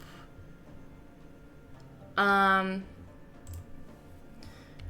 boy, you guys are nice and close. She'll look over at you, Cecilia, and she'll cast Shield of Faith. Your armor class goes up by 2. That's a bonus action. For her action... Is that a hand axe? It is. She'll chuck a hand axe at Severine. Or, sorry, this individual that you are assuming is Severine. You guys know. Maribel told you, but... she'll chuck a hand axe. Natural 20! God damn. Got him! Alright. She chucks a hand axe, for 6 points of damage. I don't want to be a meanie pants. Is Shield of Faith concentration because of Bless? So which one does she choose? Oh, Shield of Faith is concentration, isn't it? Yeah. Oh, wait, no. I don't think Shield of Faith is concentration, is it? She would keep the Bless up if she can. D&D. Yeah. D&D. Shield of Faith is D&D concentration. manual. Shield of Faith is concentration. Yeah, she'll just chuck an axe then. I don't know. And she'll chuck the axe. Ow, I'd like healing. Ow. Oh, you're hurt? Hey, no. Oh, you're... Yeah! Guys! He took me from 44 to 23 health points! Oh. Listen. I don't know where I am. As a cleric in another world, it's hard to keep track, y'all. You guys gotta tell me if you're injured. I don't know. Okay, I'm just doing damage. Okay, so... Did the damage to me! Yeah, okay, you'll get a healing word, and the axe did 6 points of damage to, even on a natural 20. Shex is trying her damn best. Shex is trying her goddamn best. You are a healing word, which is a D4. She's gonna do it at first level. Sorry, mate. Or, how badly are you hurt? She halved her health. You almost took me to half health. Yeah, sorry, it's going at first level, because she doesn't have very many second level slots left. She doesn't have very many left. I'm just gonna try to keep you guys alive. I rolled a 1. You get 6 points of healing from Coraline. Woo! Woo! Aurora, you are about to get your shit rocked. Never 6 let's points of get, healing. Shex play a cleric.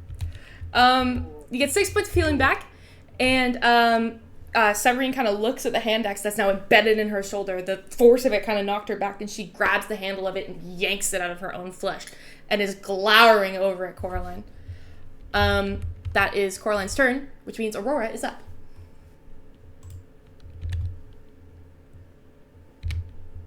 Had idea. Might have to change idea. How far am I from,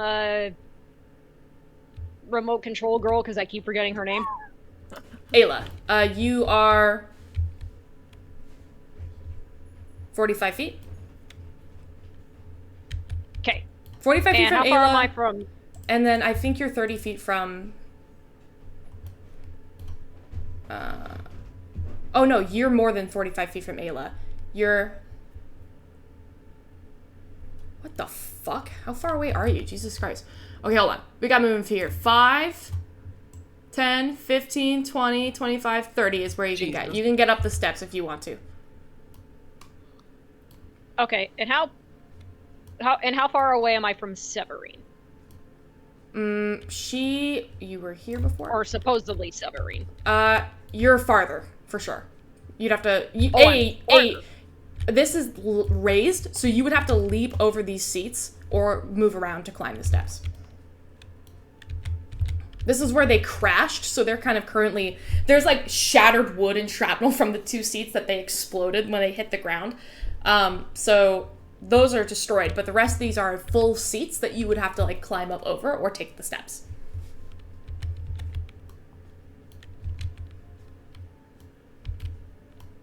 Okay. And sorry, so how I'm 45 feet from Ayla? No. Give or take? No, you're 40 feet from the Paladin, and you are more than that from Ayla. 60 probably? 60 feet. Ah, the joys of being a melee fighter and having nothing to hit right now. I know. You know how I feel as Aiden. Mm-hmm. You know how I feel as Claymore, where that's my entire shtick. You could pull a Coraline and throw a hand axe. Like the thing. And Ayla definitely has a grip on the remote. It doesn't look loose in her hand, right? No, she switched hands. Her one hand is like fucked up and bleeding, and she's got the remote in her other hand. You could use your trident. You could throw a I think you've got longer weapons you can use on Paladin if you get up closer to him.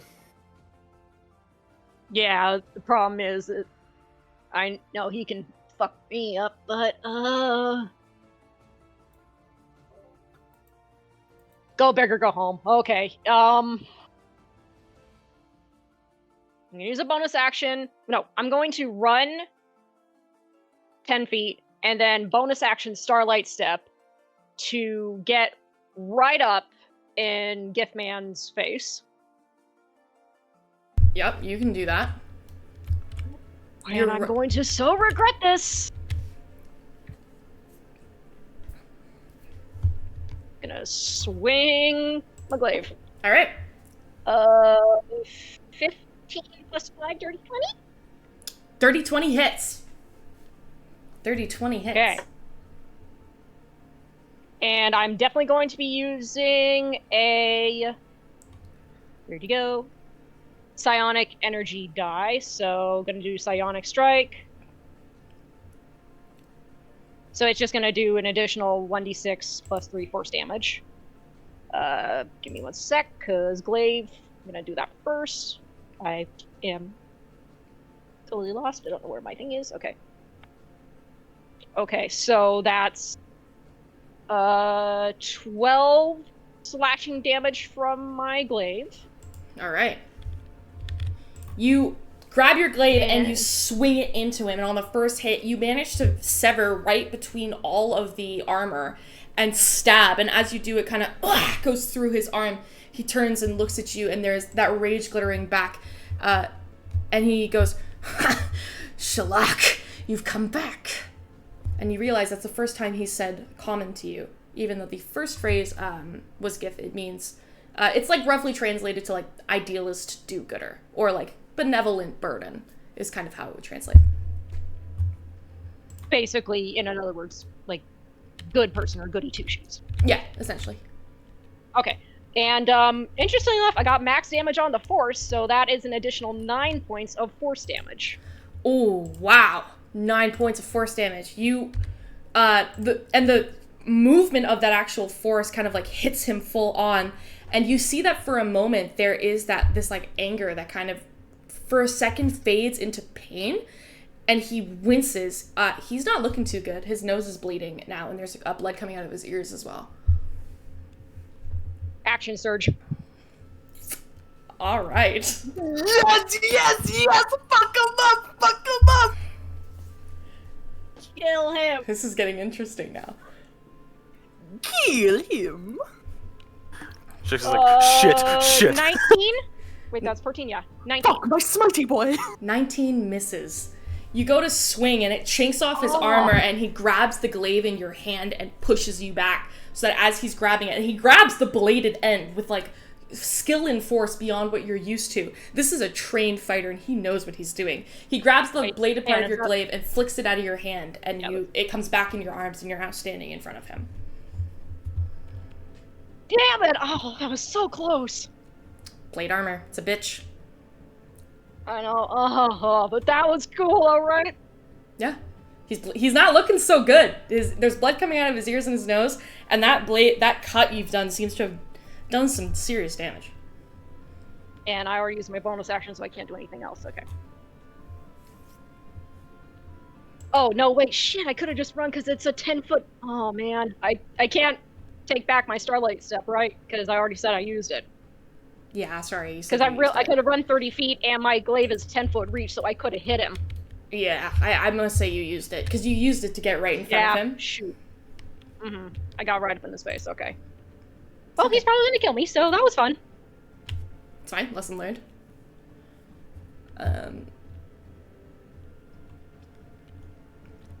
Is that your turn?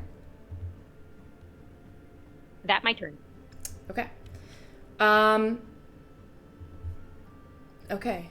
The next person who's up is Ayla. Shit's not going too good for her.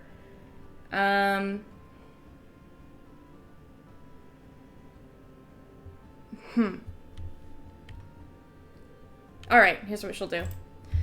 She's going to try and get the hell away from these portals. Because you guys can feel, especially you, Aurora and Nev, as you're, like, getting closer, you feel the force. It's, like, fighting against every part of your person to try and push you into its space. It's all-consuming, it's occupying, and it terrifies you. Because you don't know what the hell's on the other side of these.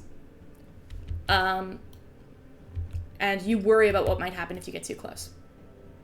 They are, by the way, for reference... They're kind of loosely...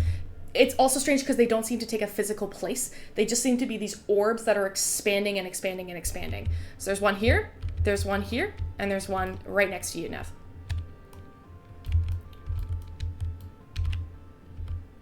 They're the little flames. Wait, where? These little flames, they're the space the portal's I'm occupying. right next to it. Holy shit. Yeah, you're right next to it. How far away am I and Githman from these? Am I... Oh, sorry. You both are 10 feet from him. Am I close enough to make any kind of intelligence check?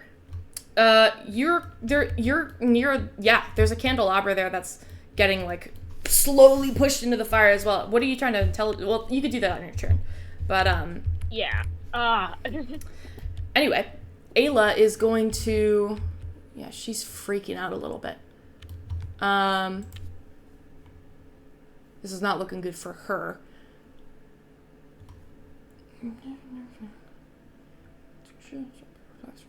Whether she hits or not.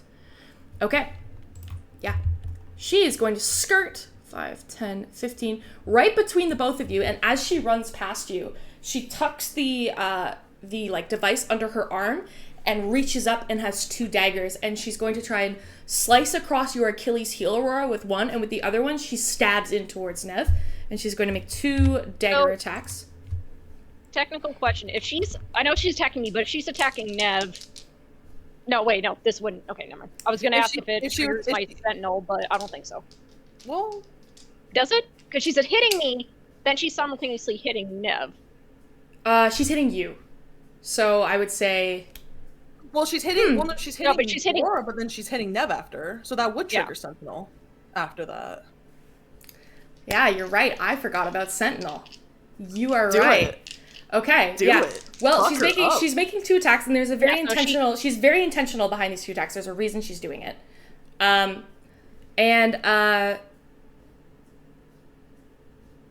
Yeah, and she's going to... Yikes. This could be very... No, you know what? Nev, can you make a deception check, please? Deception? Yes. Oh, wait. Me make a deception? Wait, Deception. I'm a little confused. I need you to make a deception check as she swings towards you with her knife. Yeah, a deception check. You're not saying anything. I just need you to make the check. 10. 10. Yep, yep. So she looks at you, and there's like an intent there, and she swings with her dagger. 1 at Aurora and 1 at you. The one on Aurora misses, for sure. The one on you, Nev, is definitely going to hit. That is a Damn. natural 18 And- for. And so does this trigger my sentinel? Read me the description of Sentinel because it missed you. The attack did miss you. Okay. Isn't Sentinel just about like your ally getting hit, isn't it? Your ally, but it's the ally has to be within a certain number of feet of you. I think. Does the ally have to be within 5 feet?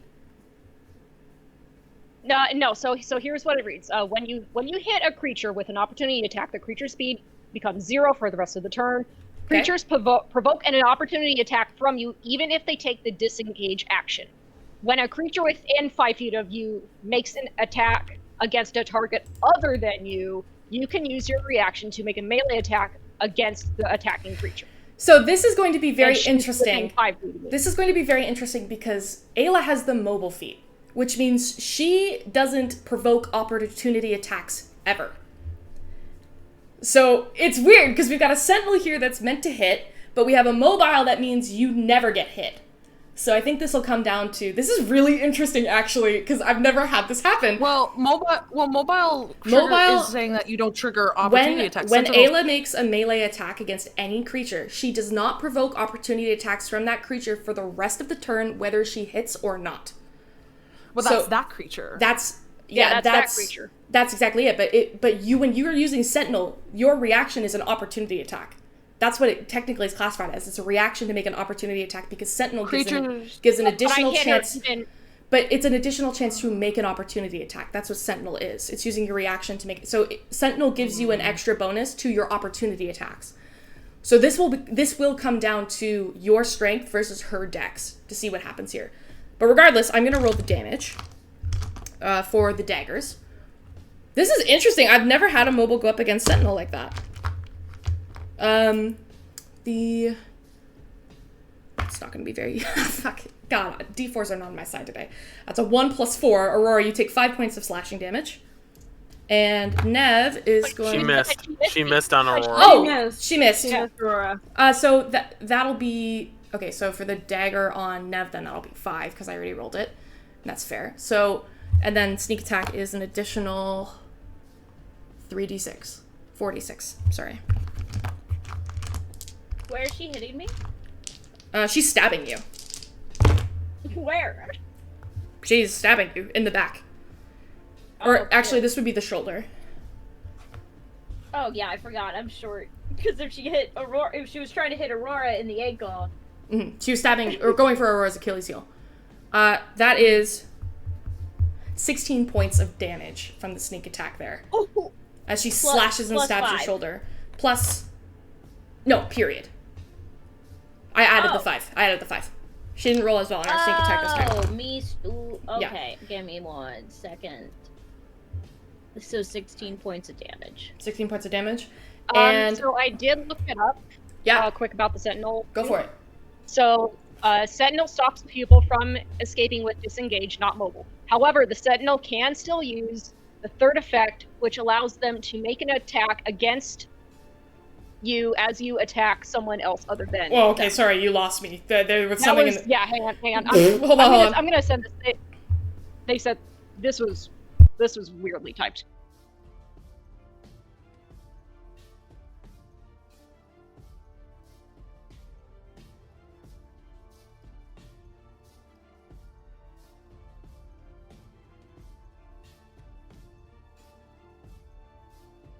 Okay, I just pulled it up on D&D Beyond. If mobile attacks Sentinel, mobile wins and there are no opportunity attacks. According to the official rules, mobile is going to... Because Sentinel is taking advantage of the opportunity attack feat, or opportunity attack action. I'll drop the word in there so you guys can take a look at it. If mobile attacks Sentinel, there are no opportunity attacks. It's not an opportunity attack. It's attacking because someone's attacking. No, Right. Mobile is attacking a Sentinel user. So Yeah, that's fine. But what about the third effect? She's attacking Nev. Yeah, she's attacking now. I'm looking at the specific rules here. So I'm sorry, this is getting really intense. I think The mobile's... link. So I'll say the link you gave does have a highlighted section that says Sentinel third benefit can always be used against mobile, which I think is what Swolf is trying to use, because Ayla's attacking someone else. that's not from Aurora can still attack her. that's a comment that someone's making. So No, that's literally what you posted. It was hold on. Okay. It's the first thing. I'm gonna look because D&D Beyond commented on here, and they're the official folks. I mean, it's because Sentinel is bonusing and boosting an opportunity attack, so that's. But no, that's would be an opportunity attack if she's trying to leave. If no, but Ayla's trying to get out, Sentinel then itself, that's nerfing the opportunity. Sentinel itself is not making an attack because she has to use her reaction. So Sentinel itself is not an attack that she's just making at random. It's not her turn. So when you make an attack and it's not your turn, it's an opportunity attack. And so Sentinel is adding to... When you attack and it's not your turn, it's an opportunity attack. It's because somebody's leaving your melee range and you're able to swing at them. So you're making an opportunity attack. It specifically says creatures provoke opportunity attack from you when they create the disengage action. She's not taking disengage. Opportunity. Exactly. She's not, and it says it doesn't provoke opportunity attack when a creature within 5 feet of you makes an attack on an ally. Here's what I'm gonna It look just up. says I you will can hit say them. it is. I will say that no. The only reason I'm like, for the most part, I agree with you, but specifically on the third bullet point, not saying provoke an opportunity attack again, because they wouldn't. Because in the first 2 bullet points, it did say opportunity attack, but the third one it doesn't, and that feels weird that they didn't include the opportunity attack on the third one. But they did in the first 2, so that does feel intentional. Yeah, because I Okay. sent the screenshot of exactly what Sentinel is for Aurora right now. Like, It doesn't look like there's yeah, any because official rules. also it says you can use your reaction to make a melee weapon attack against a creature. So it's not even like, it doesn't even say opportunity attack, it says a melee weapon attack. Okay, I'm looking at Jeremy Crawford's Twitter. Jesus Christ. He is God. It's just there's a specific rule for this. Shelby, can we, like, okay, dude, It's come a- on. Well, at least fucking It's roll these tricky. for it. You're Like, gonna- Christ's alive. You're It's gonna not- come it's back not around move this on. character. Hold on. But it's not even rollies though. It's literally that's It's just no, what- I know what I mean. It's not rollies. There's something here that's gonna cancel out something else. So And I believe it. I do believe it is. okay, the- here's what I'm gonna do. They specify that. Here's it's what I'm gonna opportunity in do. the I'm force gonna to allow. roll I'm for gonna 20 allow first. this time. I'm gonna allow this time for Sentinel to work and stop her from moving any farther. However, I'm gonna look this up later and do some research, and I'm gonna find out what Jeremy Crawford said about it, and then that'll be the indication going forward. Because to me, I don't know. It's a little finicky for me because there's very specific reasons you take both feats, right? And it's to stop someone from moving for Sentinel, and it's to get away from any attack with mobile. So they're opposites feats. But it's to keyword you just said, get away. She's not getting away from the attack. Ayla She's is. not leaving the attack. She's not getting away from Aurora.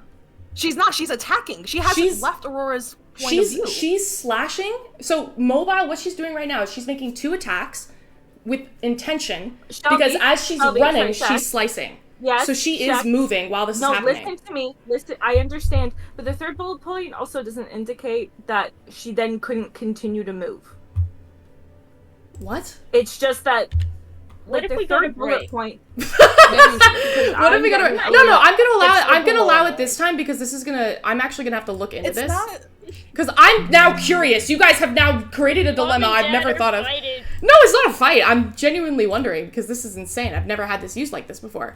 So I'm gonna Okay, allow I it guess- this time. I'm gonna allow Sentinel to stop the attack, so she's not moving any farther.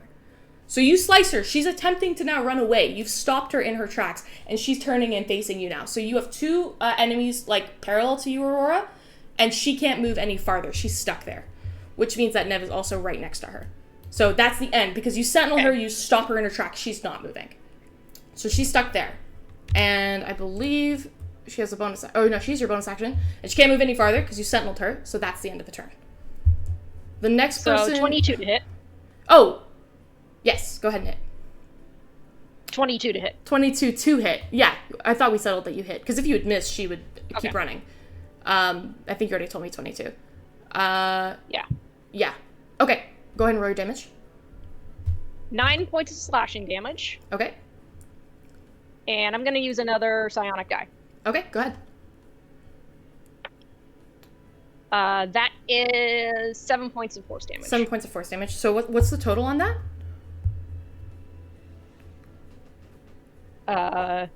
Like the total amount of damage altogether. Just because she's going to use her uncanny dodge to have that damage as you're swinging at her. That was 9 plus 6. So, right. No, wait. No, 9 plus 7. 9 plus 7? Just 9 plus 7? Yeah. Okay. So I think that's...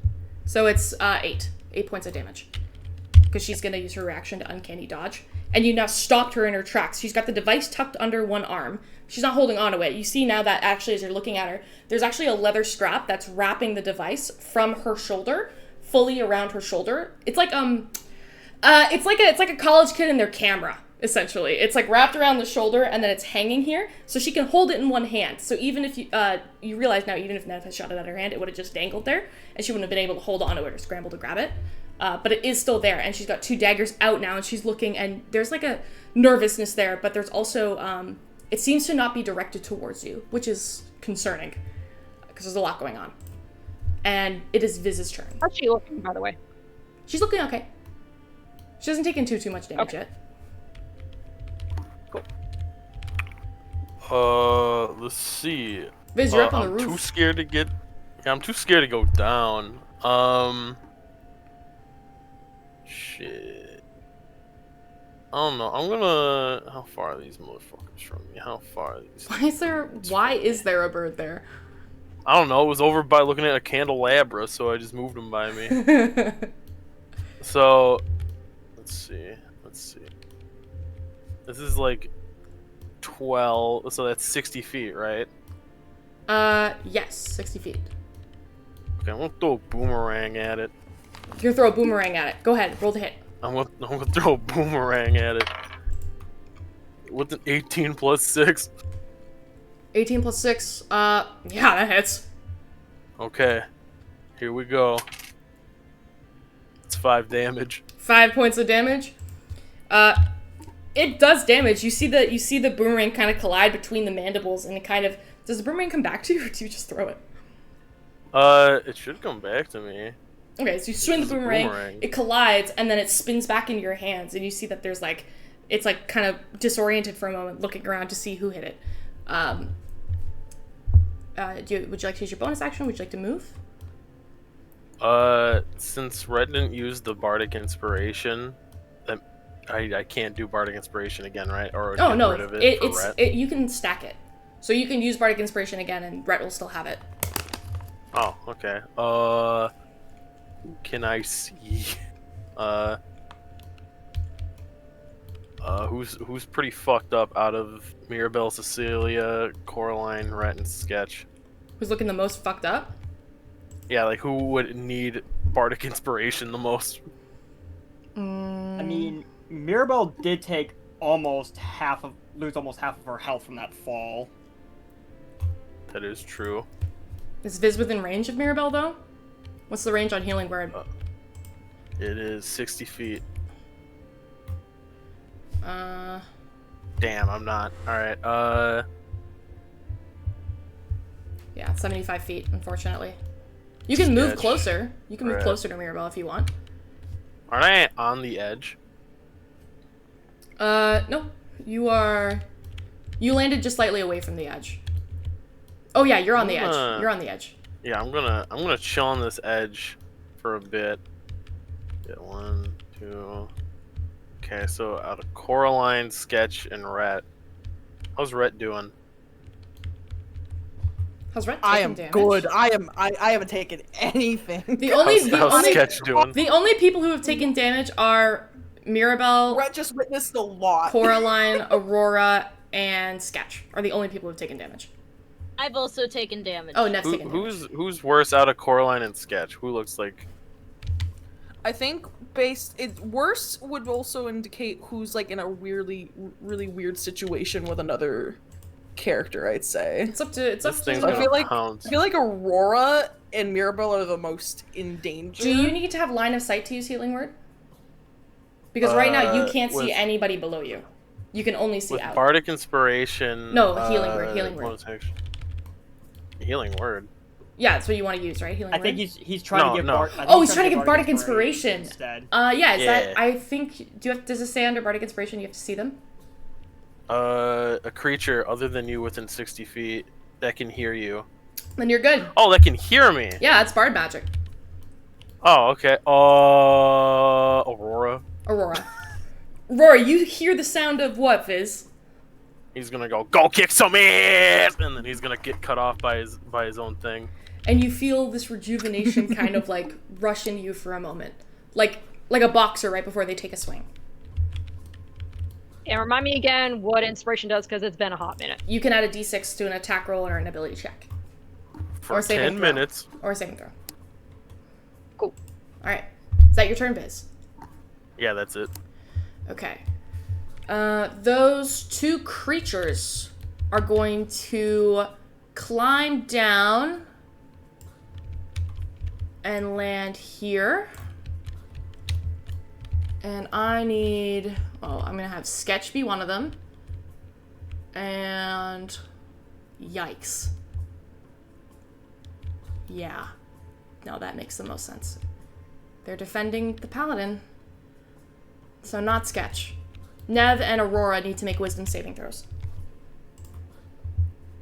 Oh no! Yeah. They're defending the I'm Paladin. not good at those. That's a 5 - 1. Actually. Oh no, yeah, we're good. I just rolled to see if they recharge it, and they do. What did That's you say? a 15 for me. 15 for Aurora? I got Yep. a 4. Aurora, you feel this sensation coming over you again, and you remember it now. You shrug it off. It's not going to affect you. Nev, your whole body clenches and seizes. Oh. You are paralyzed Oh no. Okay. for 1 minute. Dev does not like this. Dev does not like being restrained. It's not like you're like restrained. It's that you physically can't move. You feel it's strange. It's forces and forces of psychic energy that just rack your brain, and you just tense up. You can't move. All you can like feel is like waves and waves of psychic energy fighting against your system. Nev is just like swearing under her breath, trying to get her body to move. Mirabelle, you're up.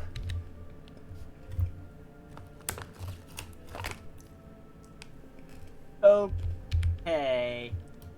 So... I think I know what I'm gonna do. I just have a very important question I need to ask first. Yeah. The fire genasi that's right next to me, you said we're both prone, right? Yeah, you're both prone. I was hoping to hear that. Any attacks against her would have advantage. Which, correct me if I'm wrong, just going off the exactly how it's written, if I have advantage on an attack, that means I can apply sneak attack, correct? Yes, that's how sneak attack works, yeah. Perfect. So, first off, I'm gonna have Mirabelle stand back up so she's not prone anymore. Alright. As she's getting up, she kind of glances over at this woman. A whole bunch of memories are flooding her head right now. But she also knows that, as far as she can remember, she has never seen this woman kind of in this position. Prone, distracted, seemingly not in control. And realizing this is probably a once-in-a-lifetime opportunity for her, Mirabelle's gonna pounce on her and stab her with her dagger of venom. Go for it. Roll an attack with advantage.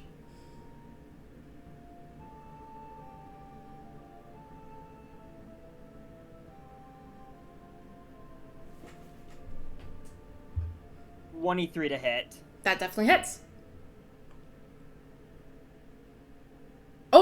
Hold on. So- Sorry. Hold on. I forgot she has something here.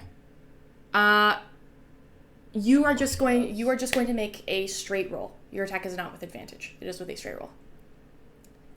You see her blazer is kind of creating this like shifting and moving shape as she looks at you. She realizes you're about to get attacked, or you're about to attack her. There's like this shifting and moving, and it's all of a sudden you're kind of struggling to see where you should stab with your weapon. So it's just gonna be a straight roll. So I guess on that note, then, do you want me to just take the first number I rolled, or do you want me to just re-roll entirely? We'll say you rolled that 23, but you don't get sneak attack on this. Because the attack isn't with advantage. Alright. I'll say the 23 was the first, with my modifier applied, that was the first number I rolled. Yeah, that's fine. So I don't get to apply sneak attack then? Yeah, no sneak attack. Just straight damage. Alright. That said, because I did activate my Dagger of Venom, and a minute has not passed yet, she does still have to make a Constitution saving throw against the poison. Okay. Con save?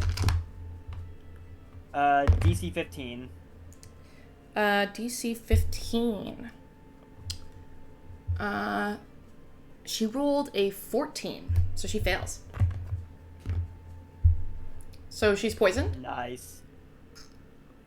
Yep, and I get to add 2d10 poison damage to this roll as well then. Alright, go ahead and roll. So, I had to grab a couple of dice real quick. D4. A D10.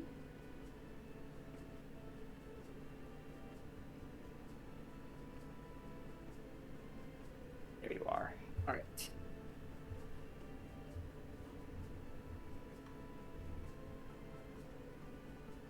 So that's 9 points of piercing damage from the dagger itself.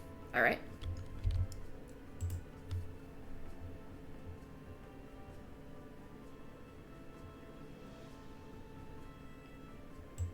And that was almost max. That's an extra 19 poison damage. Oh my god. 9 and a 10 on the D10s. Oh, you stab down, and as you do, you see the jacket of what you actually managed to hit solidify. It seems like the item at this period of time has been disabled. And as you stab down, you see her veins along her neck, which are usually very well concealed behind flames and cinder, actually flash with this dark green venom that kind of just runs through her veins. And she, like screeches, like groans as the poison sinks through her system. And reaches up and grabs around your wrist where the hilt of the dagger is, still pierced into her body. And as she looks at you, she doesn't recognize you again. But this is the closest you've been to her in quite a long time. She looks at you and goes, not fair. Not fair at all. And I need you to make a Constitution saving throw as fire erupts around your dagger and is going to attempt to burn the shit out of you. Or no, not burn the shit out of you. Dark black shadows from the talisman that seems to be embedded in her, like around her neck, flare out in your direction and shadow wraps around you. Go ahead and roll that saving throw.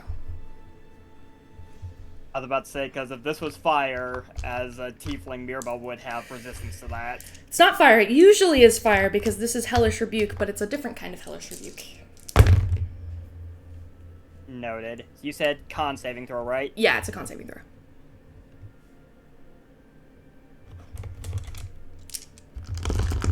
$18? 18 succeeds, so you only take 11 points of necrotic damage. Mirabelle is not looking good right now. The necrotic damage that's rushing through your body right now, it's painful, it's agonizing. It's a familiar feeling, as it seems like death itself is almost rushing up your arms and into your shoulders. Similar to poison, but this is something different. And as far as you can remember going back, you have no idea how she's able to come after this kind of magic and power. She's always been smart, she's always been good with a blade, she's always been good with a pepper box. This is new. Right, it's your turn. Okay. I see where I am. Okay. How far away am I from the gift, ma'am? From the GIF. 40 feet. 40 feet? Yeah. Then can I take just a couple feet forward to get to the 30 feet range, but not like up to him? I just Sure. want to be within 30 feet of him. Okay. Because I like to imagine he can see probably the guy's about to strike Aurora, you know, after all that. Oh, yeah. So he's gonna try and kind of not stop him, obviously, because he can't do that, but he's gonna try his best to, like, hinder him. So he's gonna try. I am gonna go ahead, bonus action, Hexblades curse him. Okay. Which is while I'm in that 30 feet. And I believe that gives disadvantage on a saving throw, right? Or is that Hex?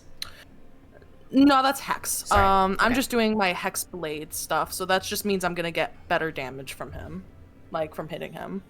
Right. Okay. Let's go ahead. And I'm gonna hit him with another Eldritch Blast from the gun. Okay. All right. Go ahead and roll the hit. Kid you not, that's a 19. 19 to hit. 19 plus 6. 19 plus 6. Definitely hits. Go ahead and roll And- your damage. That's... Yep, alrighty. Why do I always put my d10s away? I'm so dumb. I'll just do that. I need to check something real fast because I'm realizing I didn't do something when Aurora Is this swung. me? Do I need to stop this? What I'm doing, or? It's just at the beginning of the fight he had casted Armor of Agathis. So when Aurora swung and hit him, that should have exploded. Wait, he cast it before or after the fire? He casted remember it the way water. back Remember when. the water. He Remember casted, the water yeah. coming around Gotcha. his armor. He had casted Armor of Agathis.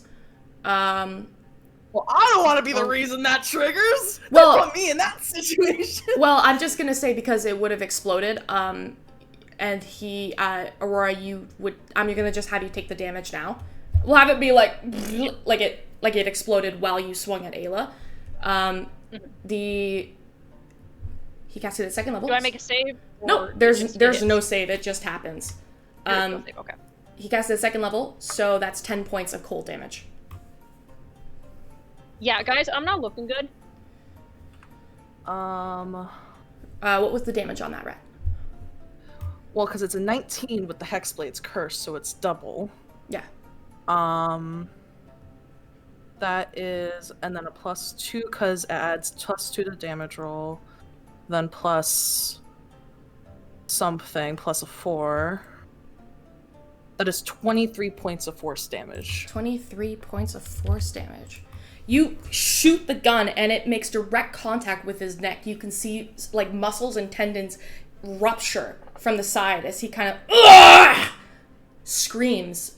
And the wicked looking blade in his hand, and he has a shield in the other. You see the shield kind of come up around the side of his neck to hold against the wound as he seethes in your direction. He is not very happy.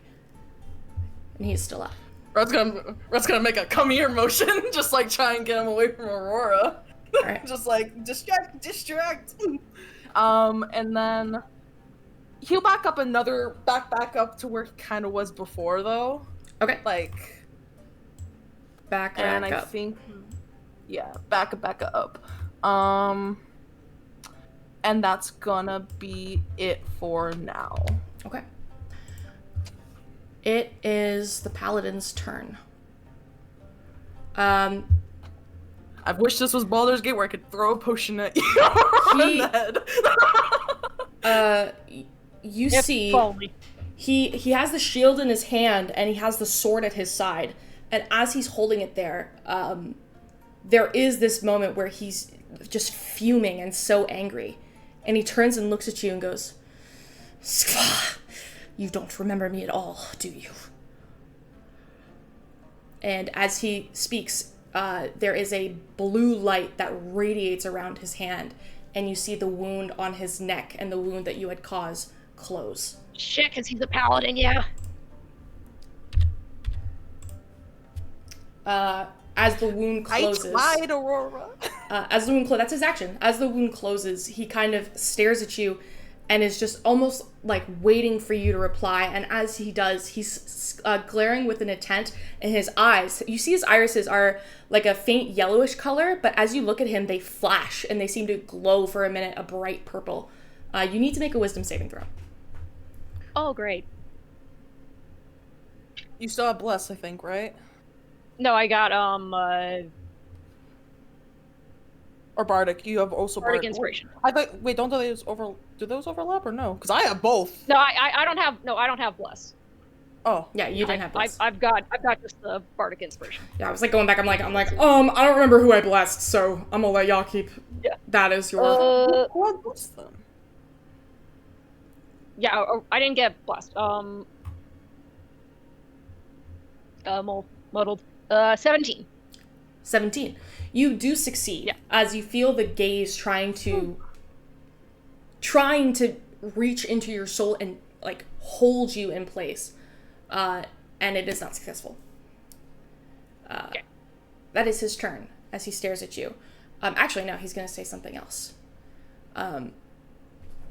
He takes the sword in his hands. He holds up the shield as his wounds have almost completely closed. You see that there's still a faint line of bleeding from where it was, like along the bullet from where Rhett was, but that skin itself has almost completely reformed. As he holds the shield and he holds the sword in his hand and he looks at you and he goes, "You will remember why they call me King Cheyenne." Gif, another word in Gif. This one, a proper noun, similar to yours when he had called you Vikor. This translates to Curse Maker. Oh, lovely! That is his turn. Do I recognize that name? Make a wisdom saving throw. No, charisma saving throw. Make a think thonky, but I need charisma check. Yeah. I wish it could be intelligence. It's remembering conversations, so I call this my God, I kid you not. I got a 19. -1, 18. 18. You flash back to memories of you on this ship. Power rocketing through you as you sprint and you run.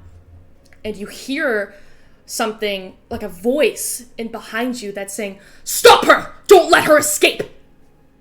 And you make the connection here. This is not the first time you have faced this man. It is now Severine's go. And she stands up. She'll stand up and look at you she'll look over at Mirabelle, kind of interested as you have stepped, you had to step within range of her, so you're right there. Less than 5 feet from you, she looks at you and there's just this, look as though she's trying to piece you out and figure out what your deal is. And as she stares at you, she goes, "Should you ever need work, those skills with a knife are pretty interesting." And she snaps her fingers and disappears. As she disappears, let me just check this. Alright. She disappears and reappears back here, close to the rest of the interaction. Actually, she's going to stand here and she's going to look over at Ayla, and you see her, there's a jaw that clenches in her, just hard enough that you can see thinly veiled disguised rage. And what will she do here? Sorry, there's a lot she can do, and I want to be very, very careful about this.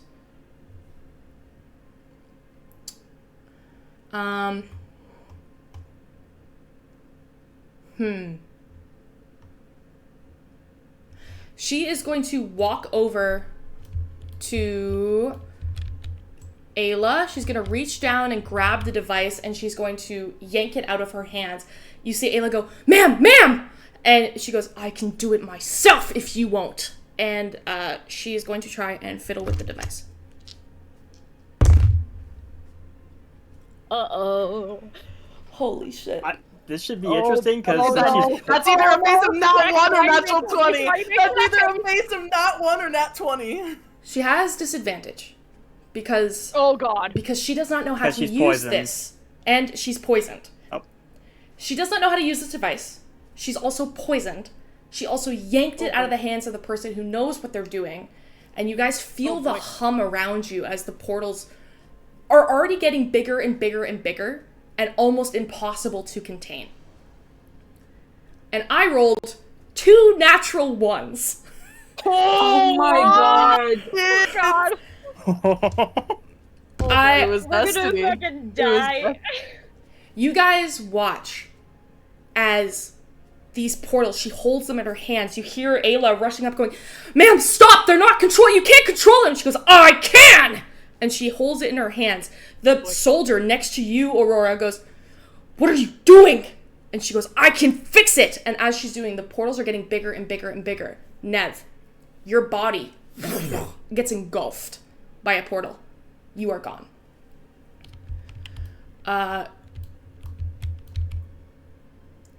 Yeah. Shit, I'm dead, guys. You are gone. You are gone. Not dead. The Gone. paladin is also gone.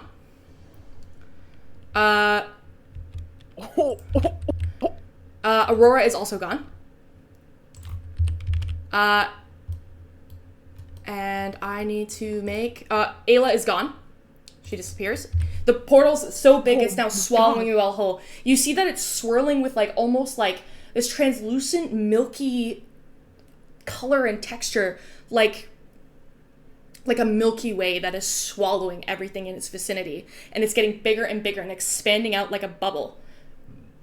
Severine, holding the device, goes, "God damn it!" And she also fades. The second she does, and the device is yanked from her, the portals explode in a flash.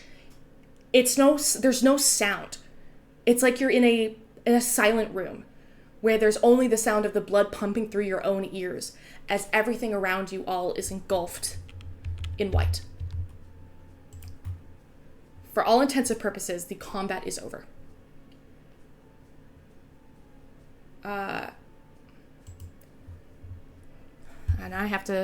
And I'm going to make some rolls. In the meantime, while I make some rolls, we're gonna go to break because a lot is about to happen. And we're gonna find out where you all went. All of us? All of you. It explodes, and you see the blood rushing in your ears as the whole room goes white. And we'll find out where you are after the break. Oh my god! Pretty cool!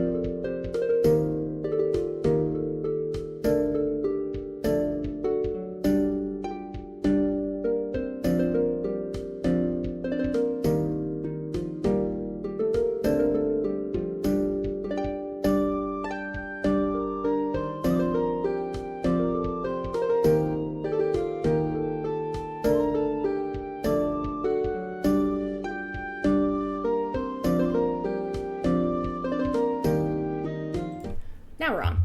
Hello, welcome back. A little longer than the usual break, but the dog was losing his mind. Okay. So, you guys see and feel white. There's a good moment where you feel this pull, like a thread, somewhere in the center of your chest. Almost like you can feel it slowly extending out, and your body kind of bends with it, flows with it. It's all-consuming, all around you. And you can't tell if your eyes are open or closed. They feel open, because you can see. But what are you really seeing when everything around you is just white? You go to look at your hands, and they're not there. You hold out your arms and try to look at them, and they're not there. It's all-encompassing, swirling, milky mist and clouds, covering your vision and making it impossible to figure out where you are or what happened to you. Farther down the vision, suddenly it feels like a tunnel pulling you forward. Like there's something there, just in the midst of where you're going. Are you pulling yourself there? Or is it pulling you? It's kind of hard to tell. But there is something. An exit. A tunnel. So sharply contrasted as a light translucent gray that would usually be indecipherable. But because the rest of everything around you is milky and white and laced with stars, the gray is jarring. As the thread pulls you along, floating, dragging, you're not sure. You don't feel anything in your body. You're suddenly forced to close your eyes. And that's when you see the white around your vision.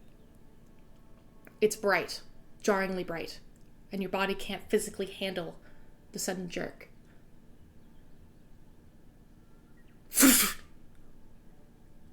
Ground beneath your feet. You feel your body pressing against something hard and cold. Viz, you open your eyes. Oh. And you see mountains around you, behind you, that open up over a little cliff face into some kind of valley? No, not a valley. Can't be a valley, it's too warm for that. Something hangs in the air, like you're just above a humid expanse of earth. And you realize it's the kind of texture of a mountain above a swamp. But where you are isn't familiar to you right now. What do you do?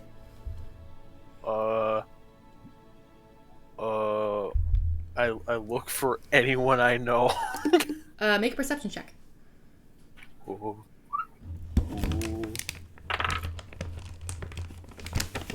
That's a 16. 16.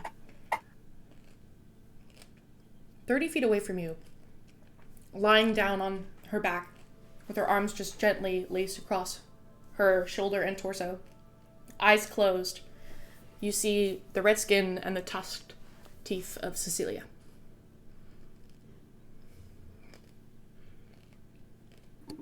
Oh, Viz will waddle over there and be like, "Wakey, wakey, wake up! It's time to go to school. Come on!" It's time to go to school. Do I wake up? Cecilia, you feel a shake in the white behind your vision, and your eyes flutter open, and Viz is above you. And you're somewhere new. Where? What happened? I don't know, we're in some type of bayou or something. You're the first person I've seen. Is there anyone else?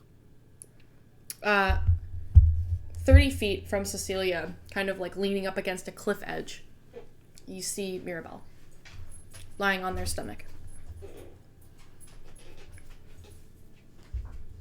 I'll be back. And goes tries to wake up Mirabelle. Mirabelle, you feel yourself being shaken and you slowly come to.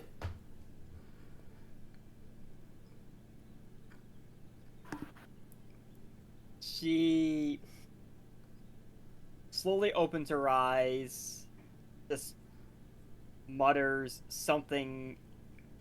It sounds like it's in Espanian, but it's pretty incomprehensible, regardless of what language she's speaking right now. And then she kind of snaps awake and just looks around before wincing, because, yeah, she's still in lots of pain. She's barely hanging in there.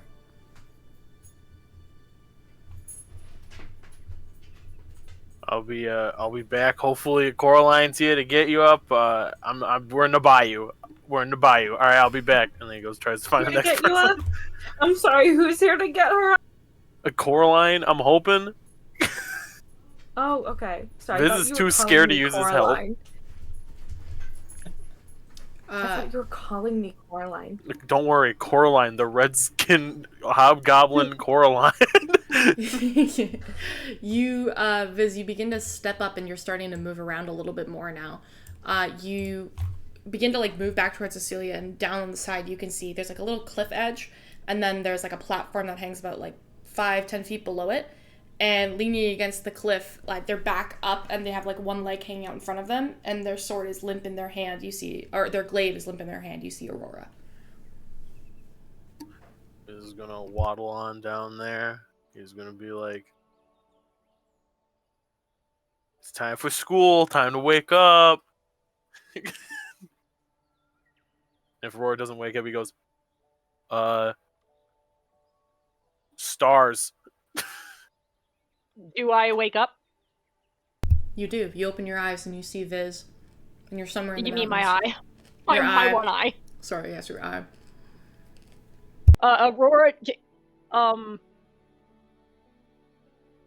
can she like can she accidentally speak in Gith? And she just says in Gith, I don't want to go to school. Oh, Aurora's broken. But you just yeah, you just hear Gith. Oh no, Aurora's broken. I'll be back. Friends up there. And he looks for the next person. It's funny too because I don't want to go to school in Gith. Gith is a weird language. It actually translates more to something like, I don't want to be killed in the training room, is more like what it sounds like. Okay, that's There's no real school in Gith. There's no word for school in Gith. It's more yeah, training facility. training. Viz, you start looking around. There's like a small, like, you have to walk a little bit. You start looking around, start like actually walking. About 60 feet from where you had woken up, you see Nev kind of like slung. The front of her body's kind of like almost draped over a small boulder. You see the thunder cannon on the ground. It's actually left her hand. And there's just like this like slumped shape of her over by a rock. You'll run over to Nev and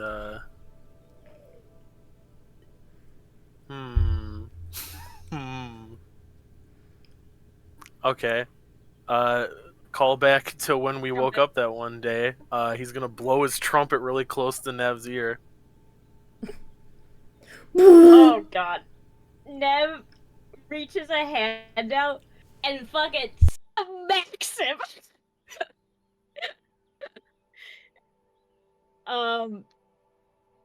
Ow! Oh my god! I thought you were dead. Come on, time for school or whatever. We're in the bayou. Right in my fucking good ear too. God How damn is it supposed to wake you up? How was I supposed to wake you up?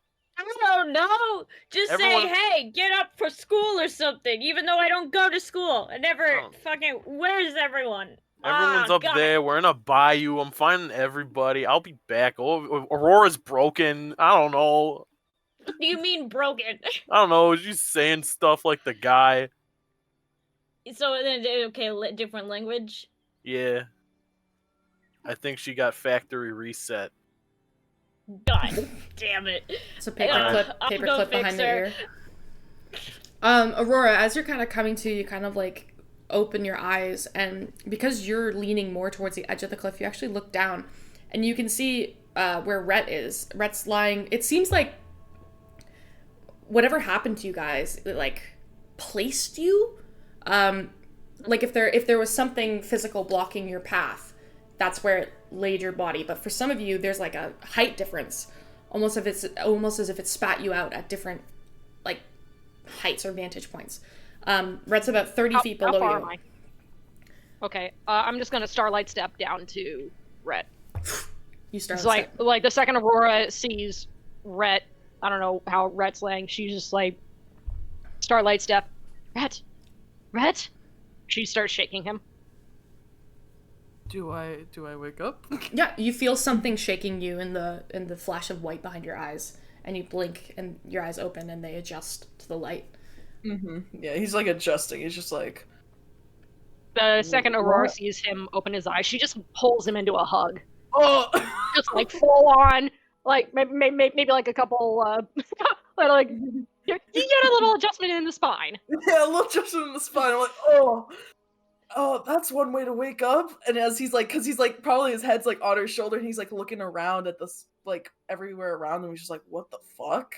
I will also say, well, I guess, Shaq's technical question: would Aurora's tail have come out at any point during all this? You tell me. Yeah. It would, yeah. So her tail is on the ground, just like doing like this, kind of like very worried back and forth swish. I'm okay. I'm more than okay. But where the fuck are we, darling? I don't know. Where is anyone else? Is it just us? Aurora points back up to where she was laying. How This- tall? How far up is that again? 30 feet. 30 feet, Oh. and this is a cliff edge, so it's straight up.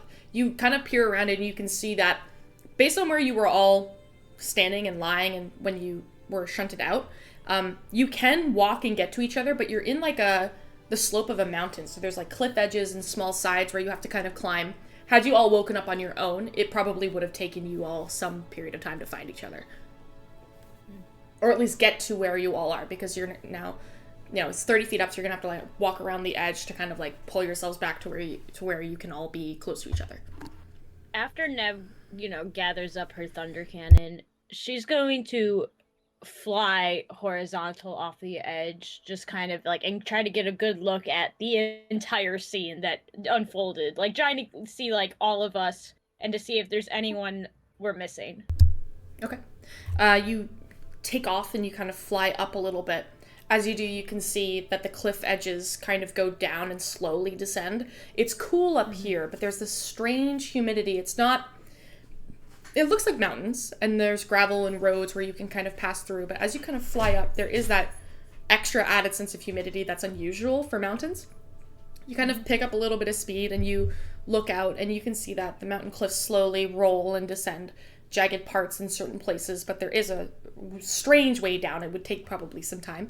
And it then backs into a, like behind you, you can see that the mountains continue to get higher, and they kind of, from the north and the east, kind of pull in towards you. You're not sure what's on the other side. It's a very tall series of mountains. But as you kind of look up and down in the distance, you can see that it bends into what looks to be a murky swamp that kind of surrounds a body of water that you can see in the distance. It seems to be, you're not sure if it's an ocean or a lake. It's very big. But there seems to be something that way. Do I see any of our comrades like Sketch and Coraline? Make a perception check. I'm not good at those. They've got a bad eye, alright? Okay, not too bad. It's 15 minus 1, so 14. 14. You look. You're trying to make sure you don't miss anything here. You're kind of scanning through, taking your time. You don't see Coraline. You don't see Sketch.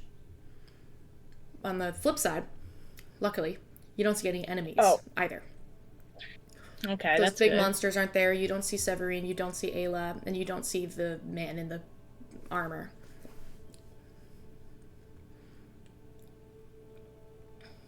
Can I? Yeah, I can. Yeah. No, I know this is usually used for like finding invisible people. Can I cast Fairy Fire just to get myself a better advantage at seeing like humanoid shapes? You cast Fairy Fire.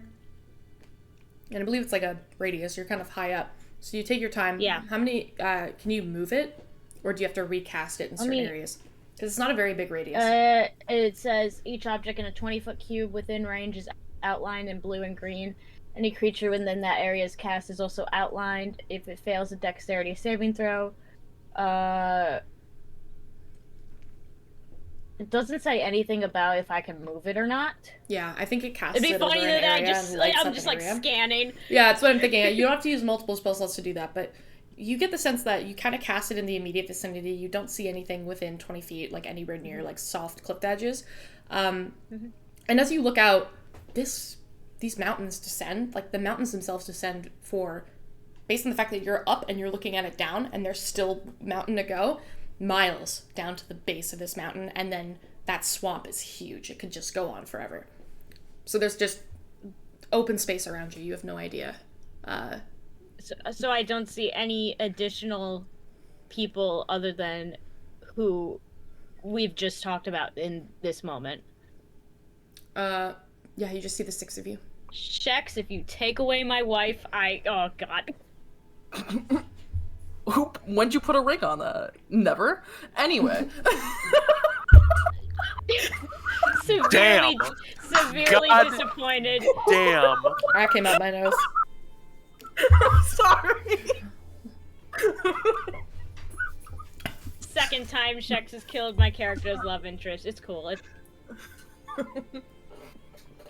I know Rhett's probably like checking over Aurora, like, are you okay? And just like can see all the wounds that she's got.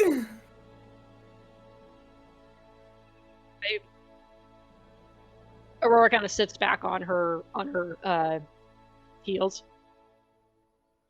I don't know. Are you That okay guy- though? Oh, I'm fine, but that guy had it out for you. Are you? You guys were sounded like talking like how you talk before in the other language that you know.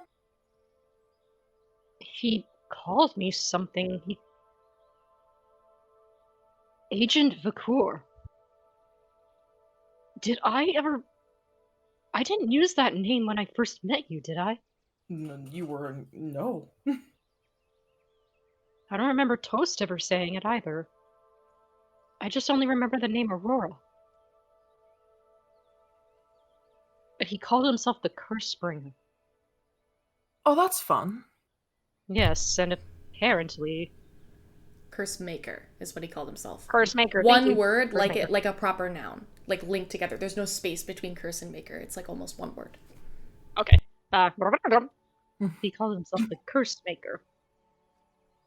Suddenly feel like we rewound in time. Anyway. I only stepped in to say so because it's not like No, thank you. No, it's a joking about- name. yeah, no, I just want to be clear. It's not like a title. It's a name. It's like a yeah. So I just no, thank you. Swolf doing the thing made me say that. Cecilia was like over your shoulder, just rewinding with time. It's like, what's everything so you can get them? Cecilia's got us. Cecilia's like, I don't like that. That sounds like a Snaps typo. fingers. Rewind. That sounds like it's wrong. Line, we say, line. I said line. He called himself the Curse Maker. Rhett's In a- gonna get up and help her up because he's okay. Yeah. But he could see that she's like battered and stuff too. And she's definitely frazzled, like mentally frazzled. Like you've seen her, she's always kind of stayed pretty stoic. She's frazzled. Let's go to the others, maybe. kind of figure out where the fuck we are. Yes. Figure out what the fuck we saw. You guys are suddenly illuminated in this green light as Ah. Nev is scanning the area. Aurora Right. looks at herself, but she instantly looks at Rat, kind of like giving him a look of like, "Did you do that?" Green's my color, but not like that. Oh, and Nev, you see that Aurora's got a tail. Okay, Nev has seen much weirder shit just in the past Yeah. fucking 20 minutes, so she's not even gonna question it. Ooh. Plus, It's she's just gonna- got fucking wings, like. She's like, I'm not gonna ask.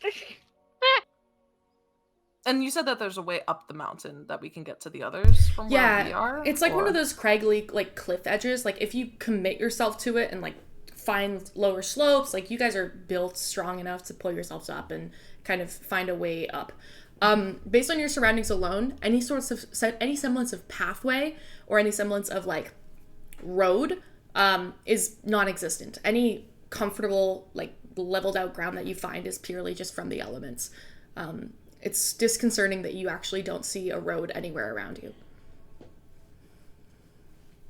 Can I make it like once we can get to the top? Do we have to? We don't have to make a check. We can just Okay. kind of like No, you're walk on good. our way up. If you do it Okay. slowly and carefully, you can all do it without needing to make a check. Can we say, like, we're all together? Sure. Cecilia and Maribel have wandered over eventually. Right, just make sure Mirabelle sits and Aurora sits. Because Yeah. they're almost fucked Yeah, up. Yeah, Aurora's not even bothering hiding her tail. She's so freaking frazzled. Does anyone have bandage? We should take care of these guys. I guess that would mean like maybe a short rest as they just like Yeah. Nev bandage them up. kind of lands down. So, both our medical people aren't here. Great. I never thought of it What do like you that. Yeah. The Yeah, two we literally doctors took are all gone. the medical. Yeah. Thank Jax, you. I have The a priest question. and the doctor are gone. I have a Exactly. question. Yeah. Am I Thank still you. exhausted? You are still exhausted. Shit.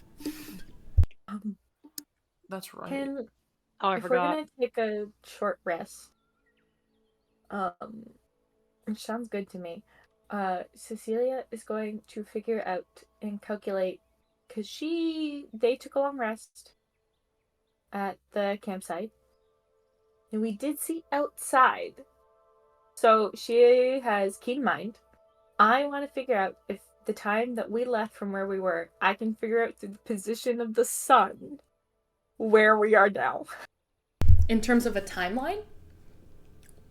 Yes, in terms of like, Time zone? Like We you want got to make sure you're in shunted the same time zone? Are we CST? Yes. Are we Well, EST? yeah. Are we... Well, you can definitely, it takes you a minute. You kind of like look at the sun, you have to think back about how long that encounter was, how long the descent was. You're not, you know, you always know what time it is though, so you're fine. You end up like doing the math. It was probably about, you know, went through about 8 o'clock in the morning, and now it's more like 11:30 noon, so checks out. You maybe lost an hour in that wormhole. There's a period of time that doesn't make sense to you, because it should have only been about an hour and a half, but it's probably noon now.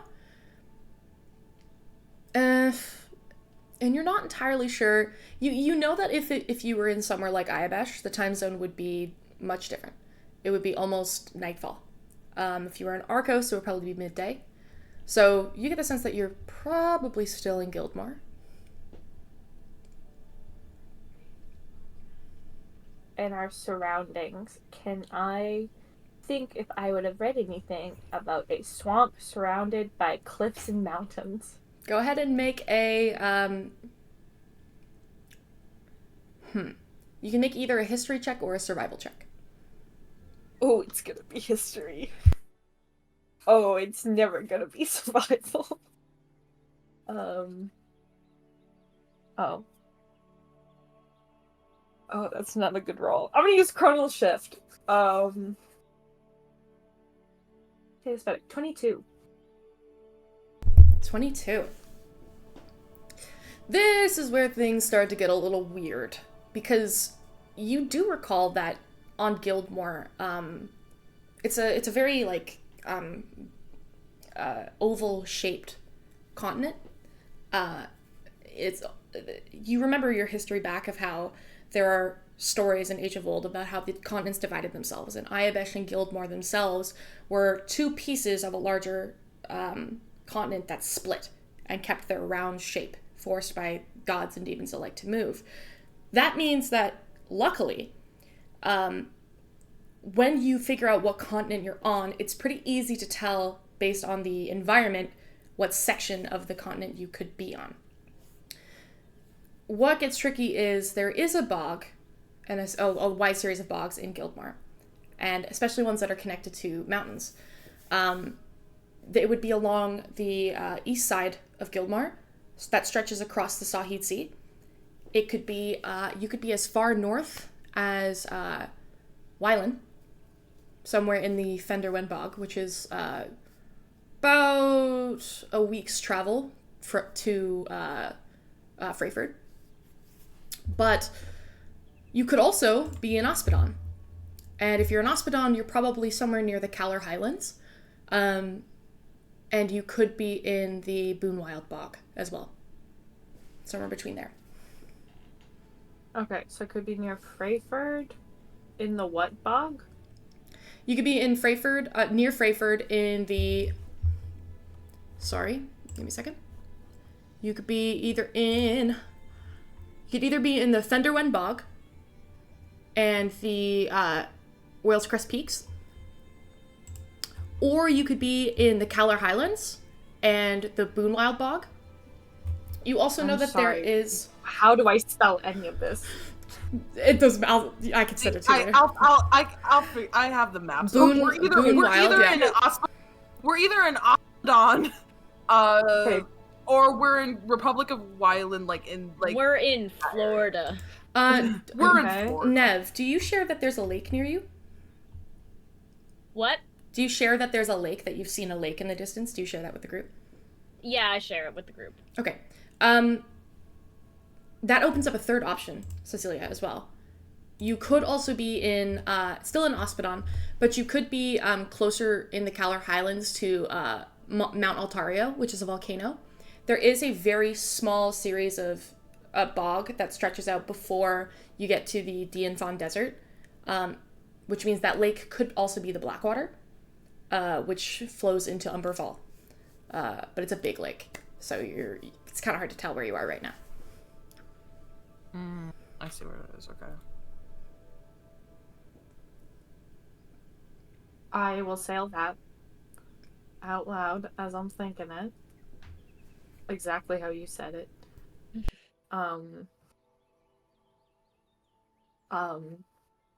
Okay.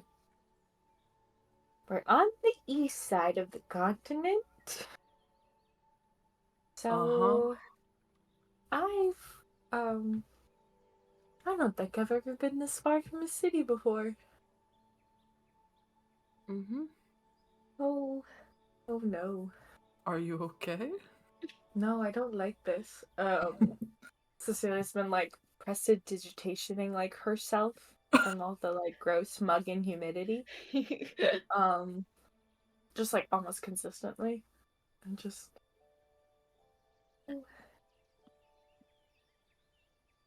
Nev is gonna fly around for a little bit longer and just try to, like, again, see if there's anything that she's missing.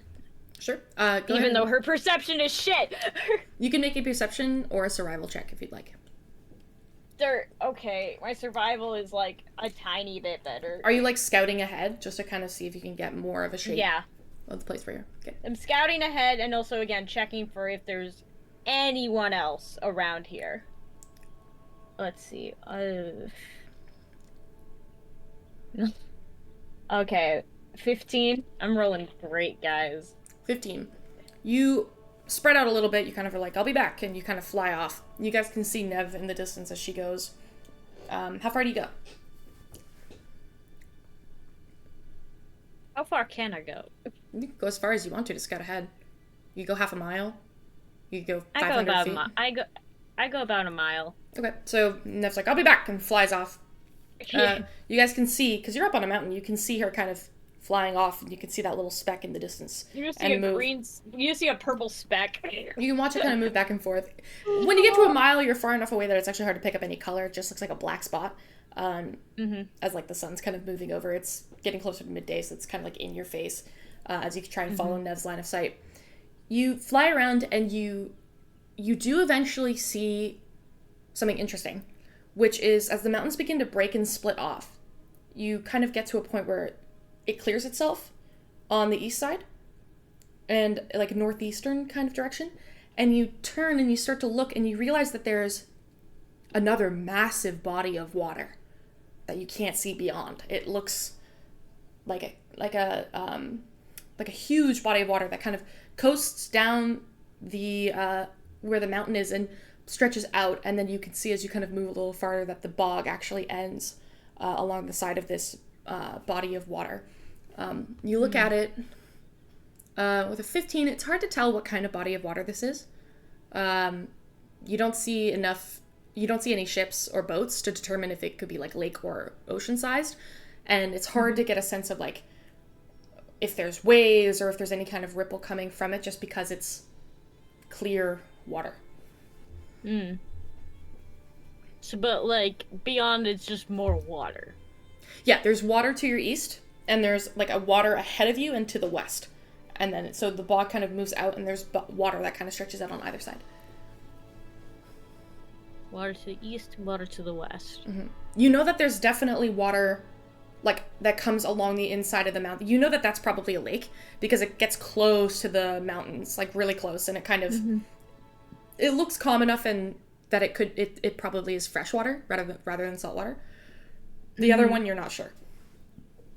Okay, yeah. So we're definitely on the east side of the continent then. For sure. And, like, in one of those mountainous regions. Yeah. You get the sense that Cecilia is probably correct. You're definitely on the east side of Gildmoor, probably. But as to where, you're still not sure. Can I fly around in another direction? Nev's just bored at this point now. She has no fucking... she has no doctor to fucking piss off. Well, you guys, Nev's been gone for a while. They've gone a mile. You can kind of see the speck. It's really hard to tell, but she's been gone maybe a mile. She's been gone maybe 20 minutes. I'm sure she's fine. Let me see her floating around the distance. Yeah. Unless I get picked off by another giant goose. Honk! Aurora's not even... Oh, sorry. It's okay. I'm curious, Nev. Are you going to go... What way do you want to go? Do you want to go to the west towards the lake? You want to go towards that body of water? Or do you want to go closer to the mountains? Like on the west side? Or do you want to go over the bog? There's kind of a couple options.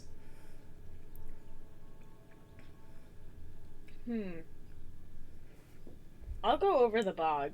I want to, again, because I'm like, the way that we were scattered, you know? Yeah. I kind of want to go further down this cliff into the bog and see, again, if any of the enemies or if Coraline and Sketch were dropped there. Yeah. So you continue onward. How far are you willing to go? How far does this bog go?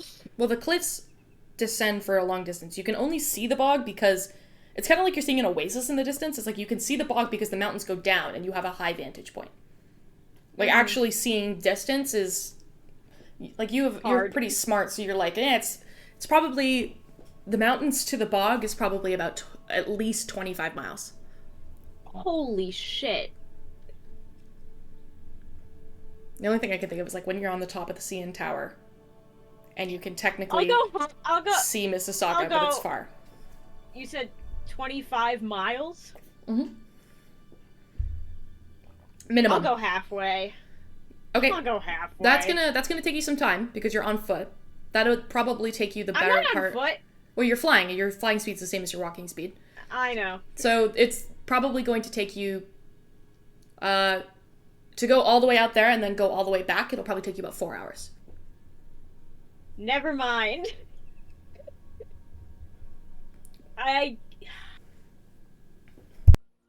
Damn, my shitty perception. Oh, Think on it. What did you want to say, Aurora? No, I just wasn't sure if we were like passing time or whatnot while we are waiting on Nev. Yeah, because I just imagine we're like, if it Yeah, takes her we're all about an just kinda, like, hour, waiting. if it takes her about an hour, we're technically taking a short rest. And if it is like, Yeah. let's use whatever the fuck to patch Mirabelle Yeah. and Aurora up. You guys are for sure Aurora's taking a short not rest. like. Yeah, Aurora's not even like acknowledging anything. She's just got like this very like deadpan expression, just like staring at the ground, and her tail is just kind of like, I don't know if like we're sitting on like a log or something, just kind of like doing like that thing that cattails do, where it's like once in a while like the tip will just kind of do a little. Kind of like that's the only thing about her that's moving right now. Fair enough. Nev will, again, kind of scout down the mountain, but if she doesn't see anything out of place or any people, then she's probably just gonna come back to the group. Sure. Can Rhett gauge how Mirabelle's doing? Because he's helping her too. He's like, "Are you okay? Are you okay? And are you okay?" Wait, Shex, were you gonna say something about if I see anything, or? No, not yet. I was just gonna talk for a little bit, but I don't know, Mirabelle. How do you look? Mirabelle's just kind of looking over her wrist where that sort of not hellish rebuke thing kind of took a lot out of her. I don't know. On one hand, I at least know that as a tiefling, she doesn't recognize me anymore. And apparently my skills are still as impressive as ever, according to her. On the other, that might have been my best chance I'm ever going to get. And she got away. I wouldn't say that's going to be your best chance, but we'll touch on that later. I mean,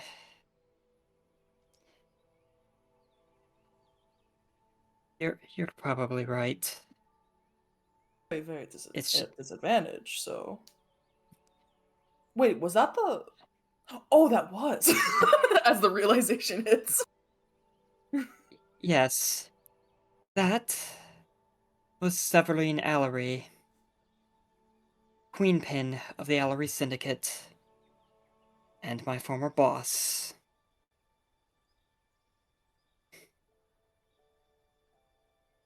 Never thought I'd see the day she would not be in control of a situation. That was kind of interesting that she kind of fucked up the whole thing.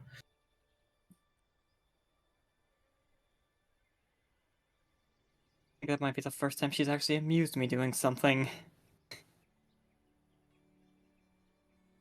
See? We'll get her again. Seems like she's sporadic now. Doesn't know what to do. Who knows where the hell she even is? You're right. Plus, again, she apparently doesn't recognize me, which... for now, that is quite the burden off my mind.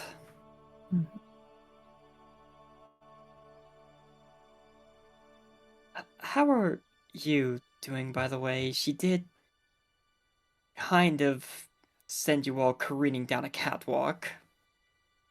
Oh, I'm fine. The featherfall was fine. I literally, barely, nothing's happened to me. All that happened was that a lot of shit got thrown past me. One, there was a fireball. Then there was a gunshots of Nithine. Then there was a chromatic orb. So You're I'm welcome. fine. Thank you. You're welcome. So, thank you. So I'm fine. He still has the bardic inspiration, so I kind of want to imagine there's still the kiss mark on his cheek from the blow kiss. And hearing the whole featherfall thing, considering she actually did fall, I think Mirabelle just kind of huffs a bit, but she's like, Well, you weren't on the catwalk. You kind of got thrown off the catwalk. It's a little different. I can't do it like 2 times that quickly, you know? Like I can't. Cecilia Completely damn well fair. tried her best. Completely understandable. At least I took the bitch down with me. Mm-hmm. Mm-hmm. We'll get out of this somehow, some way. We're creative. Right. Plus, this. She kind of motions to the state she's in, and she's still getting fixed up. Isn't the worst she's done to me. I can at least take that away from this. Well, there you go. See? As he patches up, as he poorly's patching up, he doesn't know what he's doing. He's just like, this could be useful. Wrap. And you did say this is basically a short rest for us, right, Chex? Yeah, short rest take an hour, so Nev's gone for at least that. Because it'll take her 20 minutes to go out, 20 minutes to come back, and then she's gonna do like 10 minutes of scouting out there. Just wanted to make sure before I started throwing any hit dice. Yeah, it's fair. Nev, you with that perception check you rolled, you kind of look around. There is very, very little sign of any kind of life out here. Every once in a while, you'll see like, what looks to be like a small mountain creature, maybe like a vole or some kind of shrew that's kind of like buried in the grass. You see a family of what look to be like a mother and then a pack of like little baby mountain lions. But they're like, if you're looking down and over, they're probably about 50 miles. You can only just vaguely, 50 miles, sorry, like 5,000 feet. You can see like a vague, like just outline of them kind of moving around. No sign of Sketch and no sign of Coraline. Using my extensive artificer knowledge of anything, what would I know about portals? About what? I'm just trying to figure this out because Meg and Nev are both fucking mind boggled. By what, sorry? The fact, I don't know, just, you know, we were all spat out in different spots, but we're missing some people and our enemies aren't here. Sure. Make an intelligence check. Okay. Let me see. Oh! 21! You have no idea what that was. That is nothing that has been researched or theorized. There's teleportation magic. There's like teleportation spells. There's ones that can get you from place to place. They don't sit like that and swirl. Even the teleportation circles, they have to be drawn out with magic specifically. You know, that things like Dimension Door or other like small teleporting spells. It just kind of, there's no presence of something physically there. It just happens. So you have no idea, especially that in-between process of that floating feeling, that tug in your chest. You have no idea. What about me? Like, as I'm just kind of sitting there processing, does any of that at all ring a bell for me? Make a intelligence check. Okay. Nat 20. Nat 20. So that's 20 plus 3. 23. It's also unfamiliar to you. There's this weird... Okay. It's not something that's happened to you before. You know what? When you had originally portaled into the fortress, that circular thing, that made sense. That felt like some kind of arcane gate that you can make sense of, or a small teleportation that takes you from one space to another space. Based on the fact that your other friends are not with you, nor are your enemies, you have no idea what that in-between murky, star-shaped, any kind of semblance of it, you have no idea what it is. It draws a vague memory. Just a semblance of theory or imagination from comrades or superiors, listening in on conversations of theoreticals. What if we could do this? How would it look? But there's no name for it. It doesn't feel familiar. It's entirely different from other styles of teleportation that you've seen. And you're not even sure if with a nat 20, you're not even sure if teleportation is the real use of this. It felt very much unstable. Like it didn't work right. Okay, so, but basically what happened to us was almost like a side effect, maybe, in a way. Mm-hmm. You recall the portals, or these swirling masses of white light. You recall them shifting and shaking. It's unusual. Okay.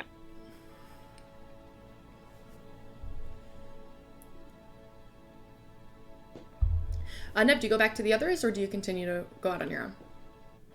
I think Neb will return to the group.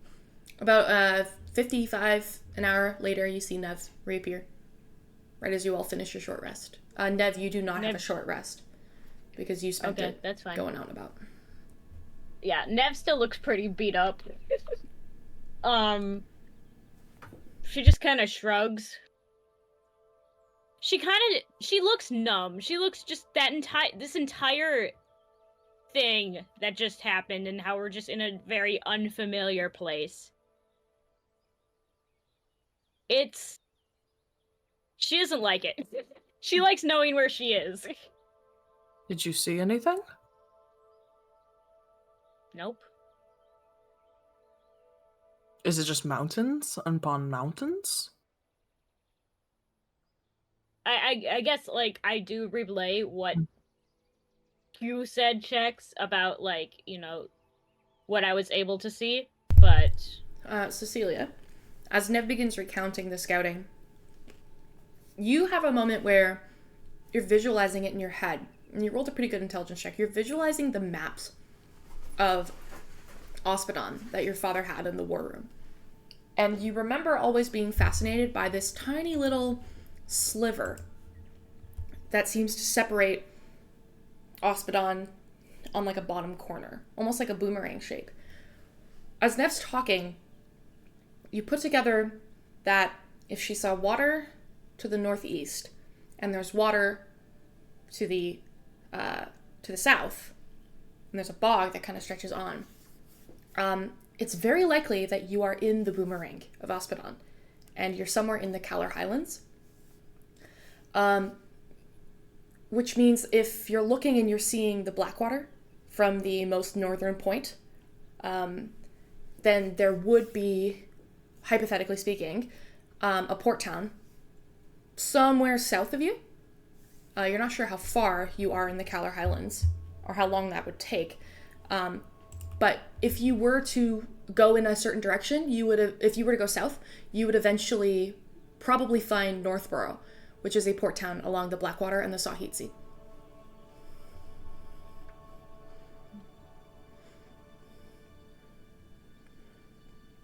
Thank you, I've written that down. I thought I'm not gonna remember any of this.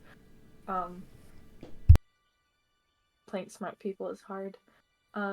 Cecilia will relay that.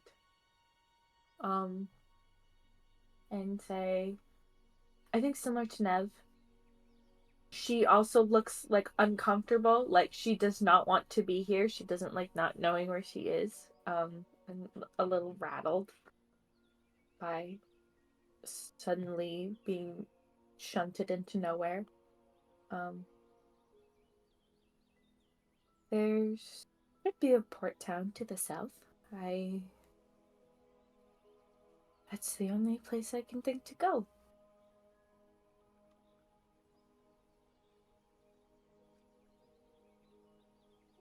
Well, that sounds like a plan. Well, let's get going then. How do we get down? Look down. No, everybody else had a plan. It's a bit of a treacherous way down. You have to be careful, and because you're being careful not to like stumble off a cliff, it does eat into time a little bit. And you remember Nev had gone out 20, like about a mile out, and still been over the cliff sides. So, you know, it takes you some time to get through. But eventually, 1 hour turns into 2, which turns into 3, and it's become a bit of a hike.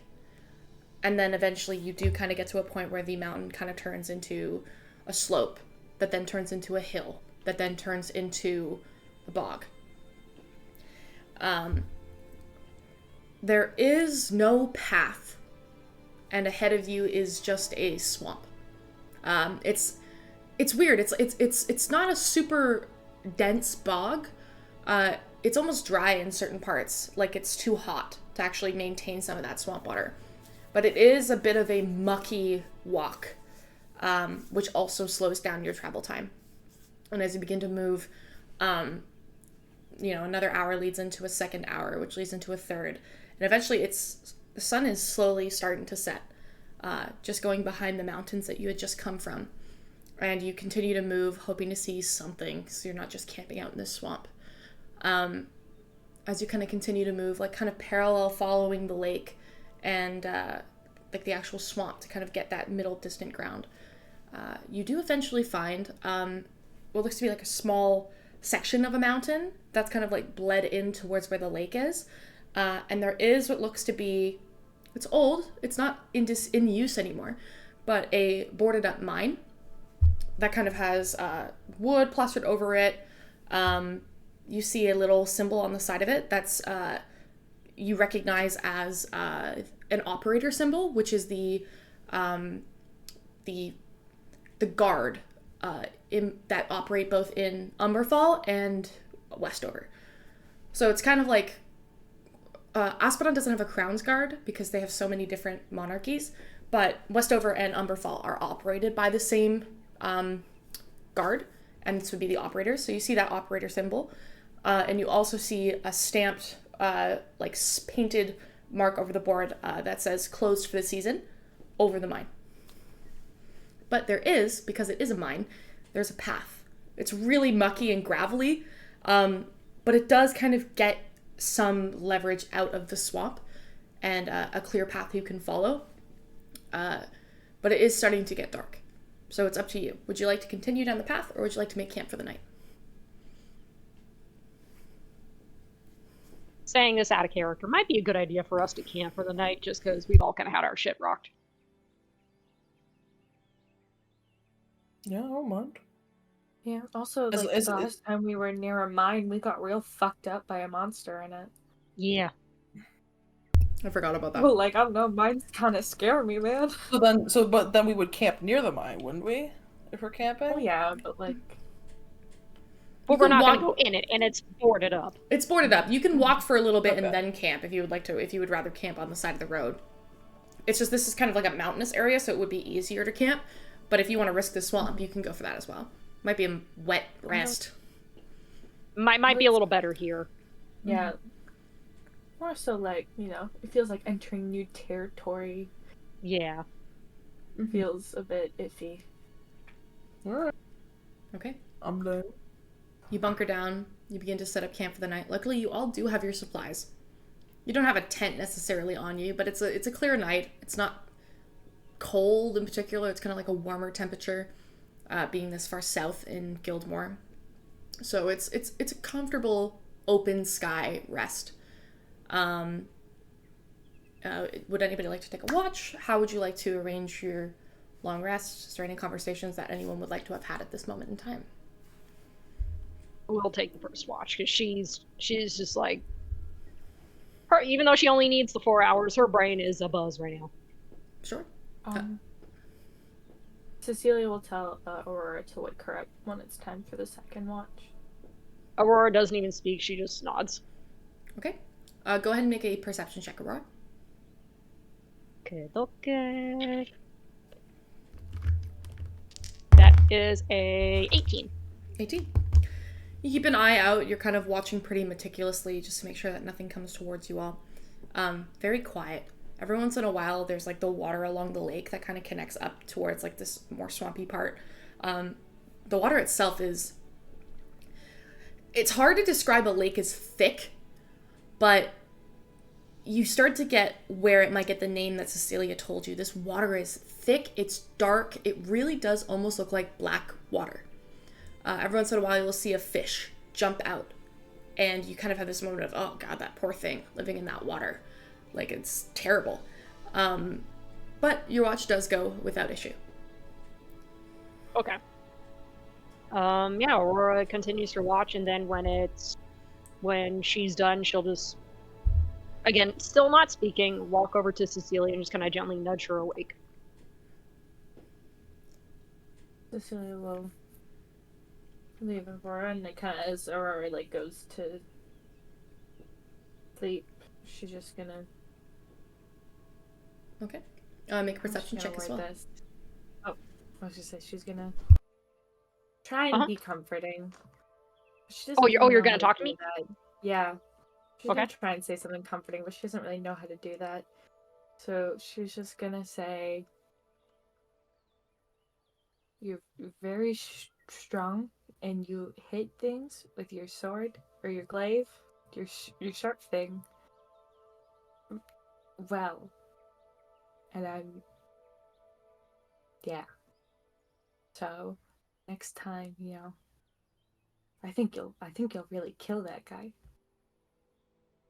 with the green one." Aurora kind of slowly looks at Cecilia, and again, her tail's still out. It's like, I'm gonna say she was kind of sitting, and she's still sitting. Her tail just kind of does this little, like, flick again. And I think Cecilia has not seen that Aurora has a tail, right? This is a new development. Yeah. Cool. She kept that thing hidden for a Yeah. long time. And then she's gonna point at the tail and go, So did you have that before the portal, or like was that after the portal thing?" Looks at the tail. Looks at Cecilia. Looks at the tail. Looks at Cecilia.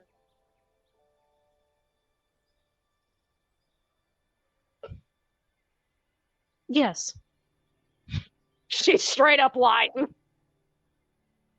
You're lying? She says yes, but She asked, did you have that before or after? Yes. That's all you're saying. Okay, yeah. So I take that back. She's not even lying. She just says yes. Oh. I think for a moment Cecilia looks so worried. And when Aurora does go to bed. Okay, thank goodness. Okay, sorry, I didn't know if we were all gonna sprout tails, and that, No, I've had it for as long as I can remember. Okay. I don't know, that's great. It's a tail. I don't know what else to say about that, but I feel like nobody's mentioned it.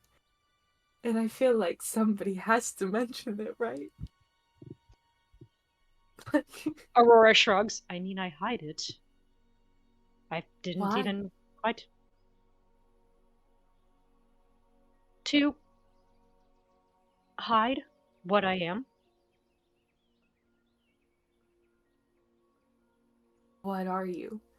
I think it sounds rude, but I think Cecilia's genuinely like not understanding, and I think she's trying so hard to, and she's trying so hard to make her brain work. Would Cecilia understand what like Aurora means? Like, I'm trying to. She's a very learned person. Mm-hmm. Are you asking if you've ever seen a tail on an elf? Yeah. No. Actually, you would know this because you've grown up around certain elves who talk a lot about being elves. Elven blood is very dominant. So dominant that when elves have other children, elven traits tend to be really, really dominant. So elves who have relationships with tieflings, for example, despite devil blood being extremely dominant, elven blood tends to outweigh. It's like a dominant gene, or a dominant trait. So even tiefling elves tend to have elven features and could pass as half elven. This also is the same way with elves and orcs.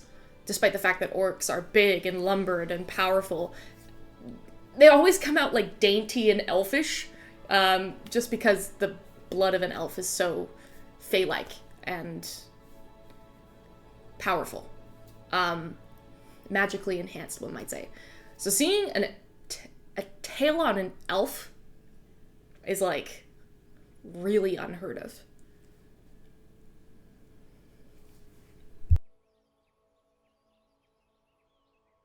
Cecilia is going to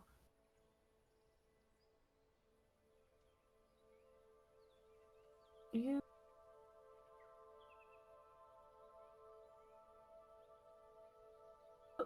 do you know why you have a tail? I do. Yes.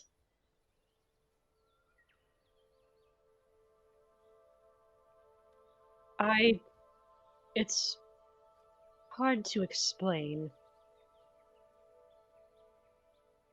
What I can say for certain is that this is me. I believe I was born with these features. Unfortunately, that's something of my past I don't have any memory of. All I can say is that my ears and my tail are a part of me, and a while ago I was told to hide anything unique of myself to not draw too much attention. That is why I say I'm an Eladrin.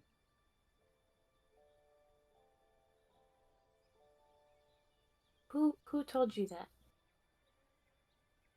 The ones who saved me when I found myself here. I think they're Beneath. wrong. Like, I Why? get it. Well, I mean, I get it. Like, don't draw attention, so like people don't attack you. Like, I totally get that. Like, that's a justified fear. But like, also, like, you have a really big, like, sharp weapon. So like, I feel like, okay, so for example, like Viz and Nev are so small, you know, so like they should maybe think about being a little bit more low key, you know, because so many people are bigger than them, but they're still not, and they're fine. So like, I don't think you need to worry about hiding yourself.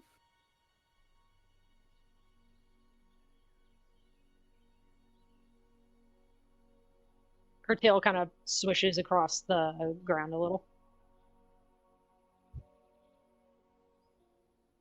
But what if hiding what I am helps keep all of us safe? That the one who I fought, he. There might be others of him that if they see what I am, I could be considered an enemy and put all of you in danger. You saw another in that room that looked like me. Reginald, yeah. Yeah, Reginald saw it, yeah. That was true. It is potentially a concern, but I mean, I've also never seen a green person like that before. And I met you first. So, you know, maybe there's more people like you in a good way than there are of him.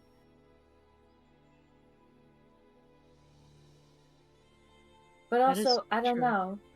Like,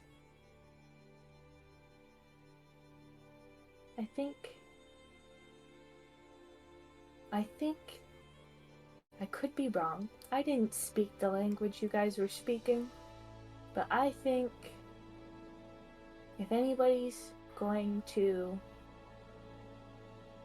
hurt us because of you, I think it just shows that they're more scared of you than we should be of them. He certainly seemed perturbed to see me, and apparently had not been the first time that he and I have crossed paths. Interesting. He knew who I was. But you don't know who he was? She shakes her head. Unfortunately, I barely know who I am. Or who I was. I know about memory loss and like magical cures for it. She knows a lot about magical cures for ailments. Miss Cecilia? She does. Make Well, a she would have read a lot about magical cures for ailments. make an Arcana check.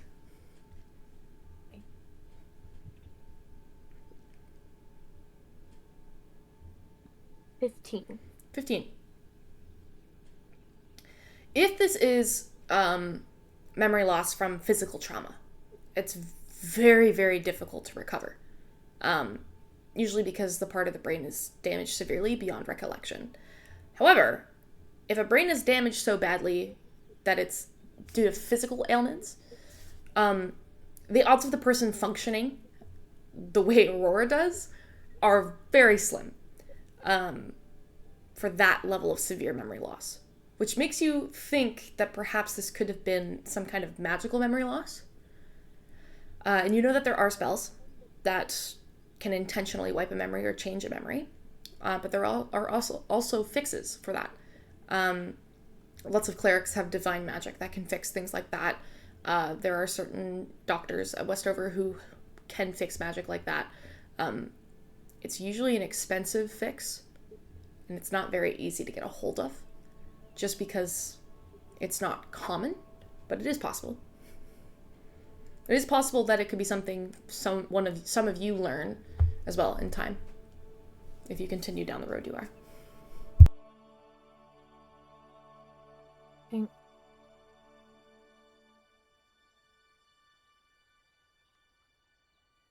If you would like to get your memory back, I will help you.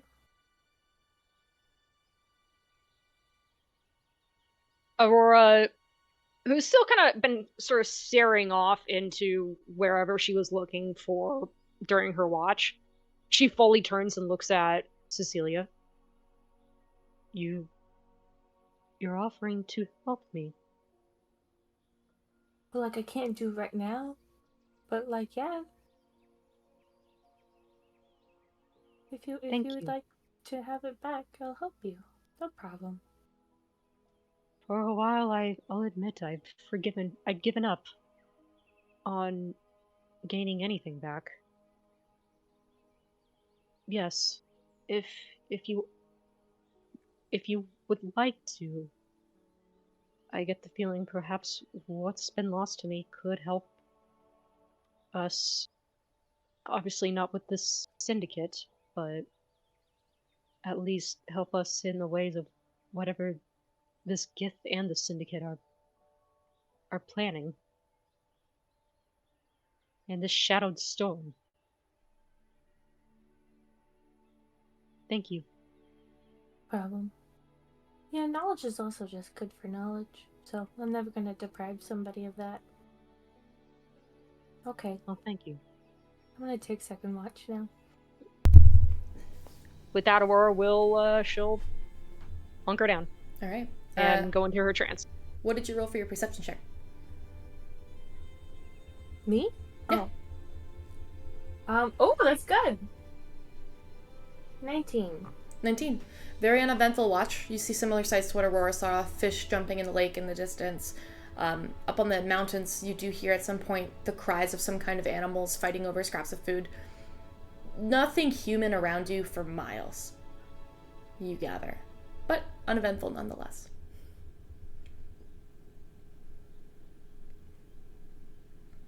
Who's taking next watch? When she wakes, Cecilia's just gonna like choose. Oh, go for it. But somebody else should choose because she knows Viz is exhausted. But she knows Rhett didn't take any damage. She's gonna like as she's walking back to like her bedroll, she's just gonna like nudge Rhett with like her foot. to like wake up.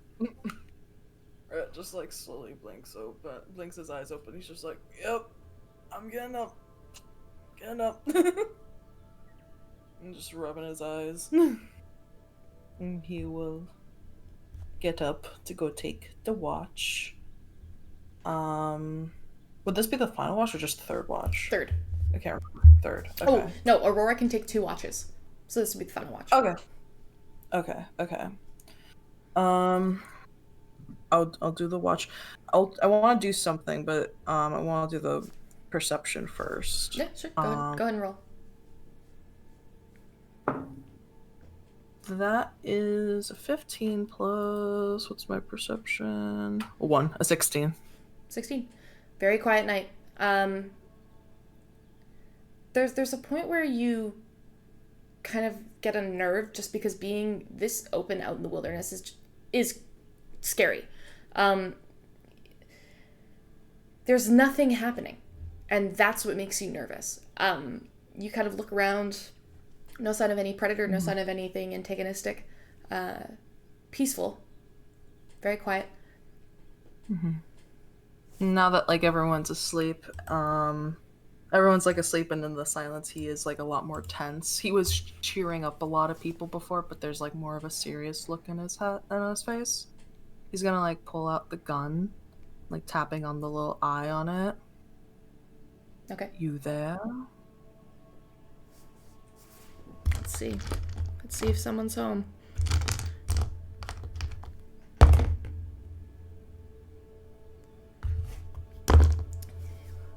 Yeah? What's up? Do you by chance know where the hell the others are? And what the fuck that just happened? You're gonna have to be a bit more specific when you say others. There's quite a few. Lots of things. The Coraline sketch and the fuckers we were fighting. Those motherfuckers? Let me see. And you hear in your head the faintest sound of what almost could be elevator music. Rat's just like rubbing the bridge of his nose. Like, I didn't wake up for this. There's like a faint silence. It goes, huh? That's fucking weird. What? I got no fucking clue. Don't know where the hell they are.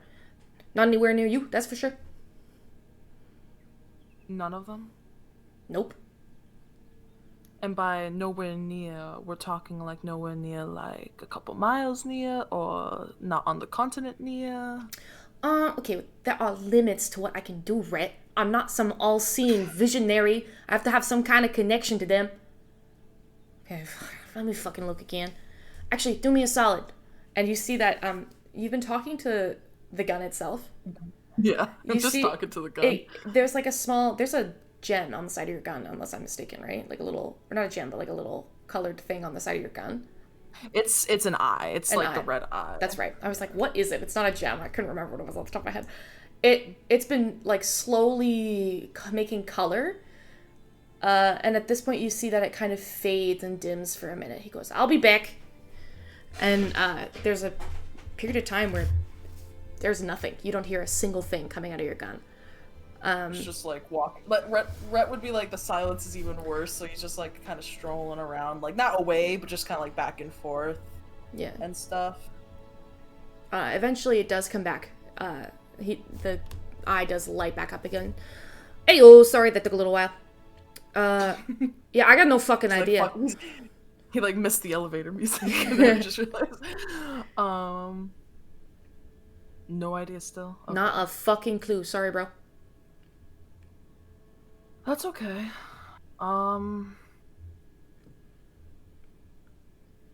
That was a lot. I don't know if you were seeing that all. Yup. That was something. Am I wrong to assume that the clown masks were a bit on the nose?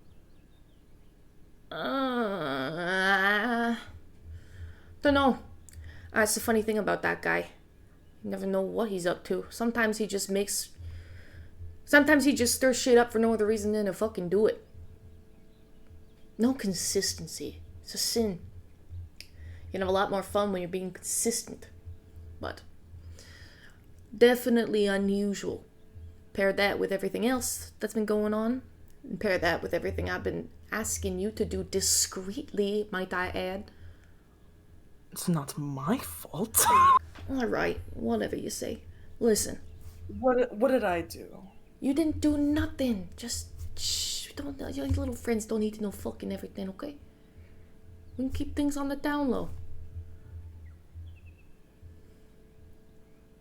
The less attention. Why?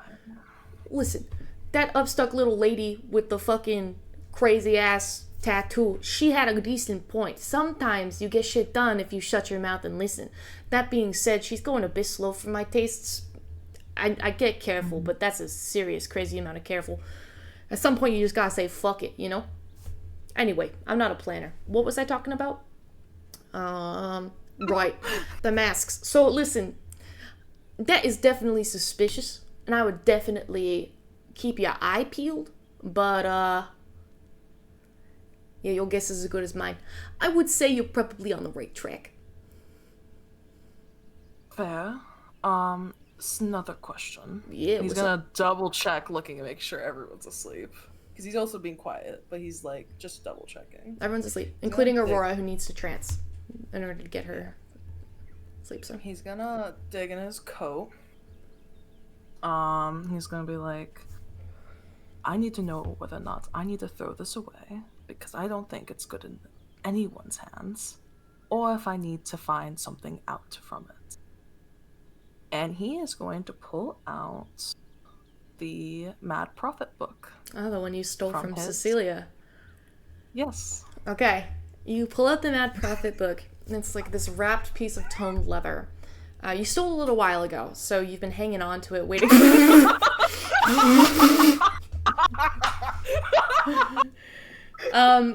You stole it a little while ago, so you kind of have just been hanging on to it, waiting for a moment. Now that it's quiet, you're pretty sure it's safe to pull out. You pull it out, and you see that like wrapped tome. It's very ominous, and it's always giving you the creeps and the heebie-jeebies. But at this He point, hates it. He hates it. He hates holding on to it. with So every you kind fiber. of, he goes, whoa, careful where you put that thing. Jeez. Hold on. This requires a personal visit, and you see the smoke rise out of the gun, and as it does, the translucent shape of Bounty appears. With the, he looks like Bounty. I don't want to hold on to it, but it was bought. All And right. now they wanted to read it. Fuck, was I AFK or something? Where'd you get that? What the fuck does that mean? Anyway. Sorry, wrong round. My bad. Where'd you get that? Cecilia bought a ton of books. About all of them. About all of this guy. She read it. Now she thinks he's a great guy. Wait, So slow I down. don't want... Just that, she walked into a store and picked that book at random. She didn't get any of the other ones? I can't... What was the other ones? I know... Yeah, he knows what the other one was. I just can't remember off the top of my head. It was the Hilt one, right? There was the Mutilator, the Mad Prophet, Mutilator. and the Nihilist. Mad Prophet. No. The Mad Prophet, the Mutilator, and the Annihilator. The Nihilist. Nihilist. Whatever the fuck. He kind of, he stops, and there's this, like, odd look that crosses his face. I know. Huh. That's fucking weird. Yeah. It's crazy. And, she read it, and now she thinks the guy's fucking dandy. And I don't want her looking at it anymore. Because that shit doesn't end well. Woof. But I don't know if there's anything useful in it. In that? What was in the other ones? You open those? Yes, she opened up the mutilator and it burned her hands. She found out some things. I've been helping her with notes, but Alright, and what about the other one? Did it do any funky shit? I haven't tested that one. Oh. This one made her think that he's fine and dandy. The mutilator tried to kill her. So What do you want me to say, Rhett? You're the one who went to a damn bookstore and bought them. You want me to take it? What do you want me to do? I didn't buy it. I'm asking, should with our knowledge, if I need to know more about him, do I need to read it or do I need to throw it in the fucking bog over there? Right, I say this Is with it useful? utmost respect to you because I care about you and you and I are bound in more ways than one. There is nothing in that Mad Prophet book you can find that you haven't already seen. Respectfully. That being said, books have their uses. Could resell it, give it to one maniac, maybe use it as a bartering chip down the line. I don't know your life. You do whatever you want. I'm not really in the business of selling a tomb. Well, do you want me to get rid of it? Yes. You're positive. Once I do this, there's no coming back from it, okay? This is a very specific thing I gotta do. They're just going to want to know more. Alright, you gotta be careful though. Keep it discreet. Well, we'll see, because there's only one way to get rid of this thing. Especially if it's got Mad Prophet knowledge in it. Are you gonna make a big show of it? If you're gonna make a big show of it, maybe not. That's not stuff. You're not gonna like me for it. That's all I gotta say. It's not a pleasant, swell, simple process, and I can't take it back with me because it only has power in the material plane. So if you want me to destroy this thing, I'm gonna need your help, and it's gonna be loud. Okay, then maybe not now. Okay.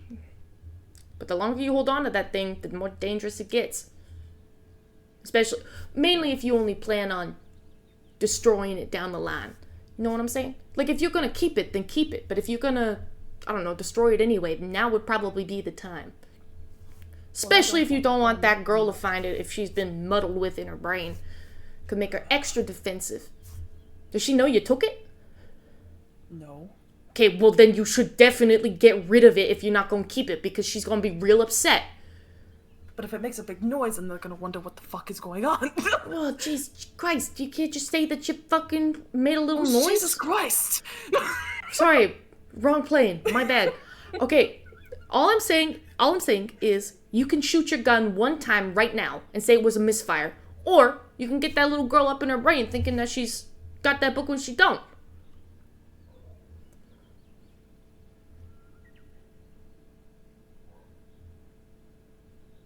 Tiki-taki, bro. He's gonna put a bullet in the gun. Alrighty. Get ready, because this is gonna get rid of me and a book all at once. Alright? So Forever? No! Or just... Relax.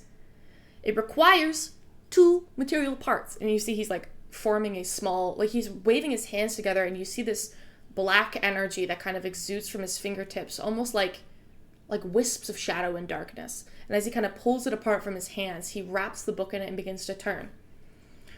Alrighty, now I'm gonna put a piece of my body in this thing, and then once I do that, you gotta shoot it. You understand? I have to shoot the book. Shoot the book. Don't fucking miss. If you do, shoot again. But shooting twice is a lot more suspicious than shooting once. You know what I'm saying? Don't fucking miss. He's gonna put the bullet in. Or would Eldritch Blast be silent? No, nothing's silent, right? No, it fires out of the gun. It makes a very audible noise. He's gonna just like aim it. Oh, I'm gonna go, so you don't have anything else to ask me, right? Because once you shoot this, I'm gone. I don't think so. Alrighty. Let me know if you ever need me. You know I got you. Go! Shoot! Shoot it. Bang! You fire, and immediately it ricochets into the leather. And the second it hits the leather, the black light, or the black shadow that's been building around this book implodes. As it does, you see the hooked face of a jester mask fly out of the shattered remains of the tome, coming right towards you, reaching out with a hand. You hear laughter in your ears, high-pitched and terrifying. It brings you back to every terrifying visage you've ever had of this entity, as for a brief moment it still resides within the shards and the shrapnel of this book as you shoot it. And then you see Bounty's hands. It fucking worked. Poof. And he disappears. The rest of you wake up to the sound of Rhett firing his gun. Who we blasted? Who we blasted? On impulse would shoot. Would just shoot into the air. You just shoot Alexia at just random? snaps up. She just shoots into the air. Roll a and d20. It's like a oh god. Roll a It's d20. like If you shoot any of What? us, Shoots Viz. Viz is dead. All I was gonna say is that all people see would be red. dirty 'cause I 20. feel like Jesus Christ. Poof, it fires into the air. Doesn't Yeah, hit any of your I friends. can imagine on impulse Hit she the hears goose. a gunshot and she automatically assumes she's being shot at, which is why she just starts shooting. Jax, please tell me it hits a goose. No, there's nothing around you. It just shoots into the open air. It'll eventually come back down, but She just Yeah. goes and boom. What the fuck, man?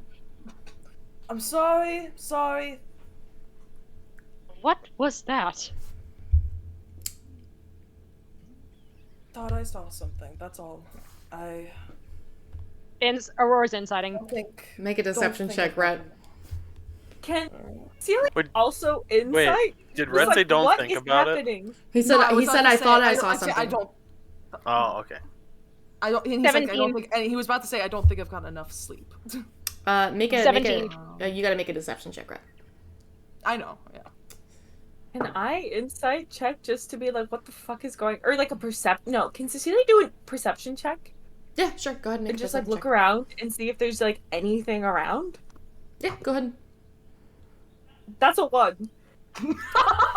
You're kind of like, you're alarmed and you're waking up, you're blinking sleep out of your eyes. You kind of are still jarred. You took the first watch, so you're groggy. But you're kind of trying to figure, it's hard for you to get your bearings right now.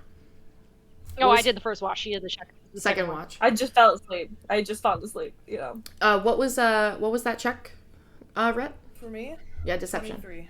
23. Rhett seems to be rattled, but you guys have had a strange 24 hours. Maybe it's just nerves. Aurora just kind of looks at Rhett for a moment, but she doesn't question it. I could take the rest of it. I'm so sorry. It's about done anyway, your Do you watch. have What's it say? Should we just? That was the last watch, right? Yeah, No, I think there's one more. I thought there was one more watch. 4. We took two- You the take equivalent 2 of- because we took you're an elf. Gotcha. Oh, okay. Oh, I didn't realize that it was. All right. I guess we're just up now, and Cecilia's going to just. Rise and shine, then. You see the Just- sun kind of yeah, coming yeah. up over in the horizon along the lake is where it's rising this time.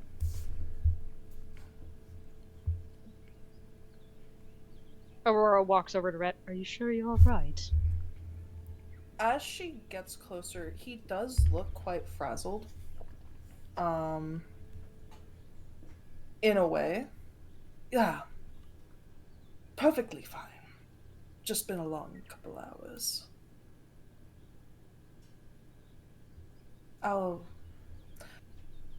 I'll be fine. We're gonna make it to a port town, and everything's gonna be fine. And we're going to figure out where the fuck we are. All right. If you say so. Trust me, I'll be fine. Aurora just kind of gives him a look, like not obviously she didn't pass her insight, but she just kind of looks at him like she still has like a sense that something's going on, but she obviously has no idea what. So she just kind of looks at him again, but just like doesn't question it, All right. and just kind of helps get everything wrapped up. Okay. So are you guys heading out? Yep. Okay. You pack up your things, you begin to head out back down the path now that you have a vague path to follow. It's always better following a road than no road, so you begin to head in that direction. Takes you a couple hours as you begin to follow the lake, but slowly as you begin to move along the lake, you start to pick up more signs of life. At some point you see a group of raccoons that are just kind of running across the bog, up a tree. You know that they're animals that tend to live around places of occupation, so you should be getting close to something. And as you begin to wind along the Blackwater, you actually look out and you can spot just in the distance a couple tiny little fishing boats on the horizon. And you get the idea that if you keep making your way down this path, eventually you will get to where that settlement is. You continue moving, and as you do, you actually notice that the road around you just begins to slim up a little bit. You look out to your to like the northern area where you're traveling, because you're going south, so you look north and you see that the ocean is actually getting closer to you. Either the path itself is thinning as it gets around the Blackwater and the Sahid Sea itself, but yeah, you begin to get farther and farther into where these two could almost intersect. As you do, there's a small slope in the swamp, and you look out over the edge of this cliff, and it's probably about 1 or 2 o'clock in the afternoon at this point when you do get there. But about 30 miles away, down the side of this hill, you can make out a couple shapes. You can see like a raised and elevated part of what seems to be a massive, or not a massive, but a tiny little hamlet. No more than 20 or so buildings that you can see from this distance. There's like a small centralized area where a majority of the buildings tend to be, and then what seems to be closer to where the ocean then begins to, the Sahid Sea begins to connect near Blackwater, there is a dock where there is a docked ship, pretty large ship as well. You can see the small specks of people moving about down below, and a lighthouse just on the very end, out on the sea, that kind of cascades up in the sky. You can see the red and white. The other big thing that you can see in this hamlet that you can make out really well is a temple. It sits about probably 5,000 feet out from like the actual hamlet itself, up like a small rockier path. You can see that it's kind of evening out, and there's like trees that are popping up here and there. And it looks to be a pretty big temple. It's made from this like blue tinged driftwood, and it's definitely the most uniquely colored building that you can see. And it kind of gives off this like faint glow just from the tips around the sides, where you can see like little lights have fixated themselves. And outside there is a statue of like what you can see as a woman. If one of you would like to make, or all of you, just make a religion check for me.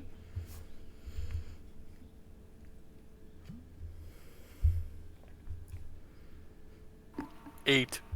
8. Slay. 9. 9. 15. 15.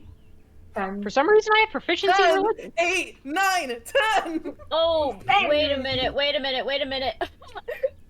Y'all are gonna laugh. 11? Nat 20. 21. Oh my god. Mirabelle got a I 19 forgot. somehow. I keep yeah, I'm like, Nev is not a religious person, but she's smart.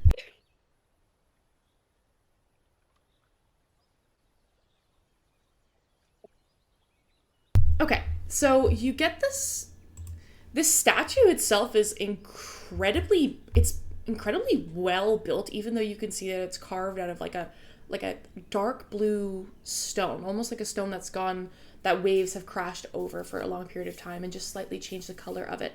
You see a woman, a very, very like aquatic styled flowing dress that kind of shards out underneath into beautifully carved and intricate pieces.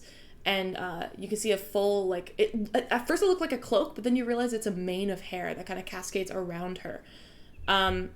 In her hands, there is she's holding her hands out, and you can see what looks to be these, like, swirls of rock that are just attached to the statue, almost as if it's coming out of her hands. Nev, you're able to recall this mainly due to the fact that you are no stranger to the docks of Umberfall. This is the Mistress of the Depths. She's a god of sea. Sailors tend to worship her quite a bit. For a port town, it wouldn't be surprising that this particular goddess would be of incredible interest to sailors, as they tend to make offerings, because she's also the goddess of storms, particularly sea storms. So, Stormlord and the Mistress of the Depths are two very common gods appreciated by sailors. Okay. Nevertheless, though, you take in the sight of this very small little hamlet up in the distance. Very shabby, even from a distance you can tell. But it is, you can see, spotted with the faintest sights of people going about their day. And it's incredibly quaint, especially considering what you all just came from. And I think that's where we're going to wrap up tonight. And we'll head into Northborough the next time we play. Man, this quaint ass town's gonna get fucked up when we get there. Where's my wife checks? Even Bounty can't find your wife that you Even didn't put a Bounty, ring on. she's fucking dead, probably. I mean, Bounty's not omnipotent. Like, you know, he didn't go too far. He probably went out like 500 miles just to see if, in a radius, if there was any sight of them, and he didn't see anything, but... If they were dead, Bounty would have been like, yeah, they're dead. I don't know. Yeah. I just have that feeling. Well, yeah, if they were dead, Sorry, you'd probably Allie. know. Imagine they're still stuck at that fucking fortress. Oof, that'd be a big yikes. That That's would a be a lot. big yikes. They're basically kidnapped. We are still streaming, by the way. Oh, sorry. Oh. I'll end the stream. Bye! Hi, stream.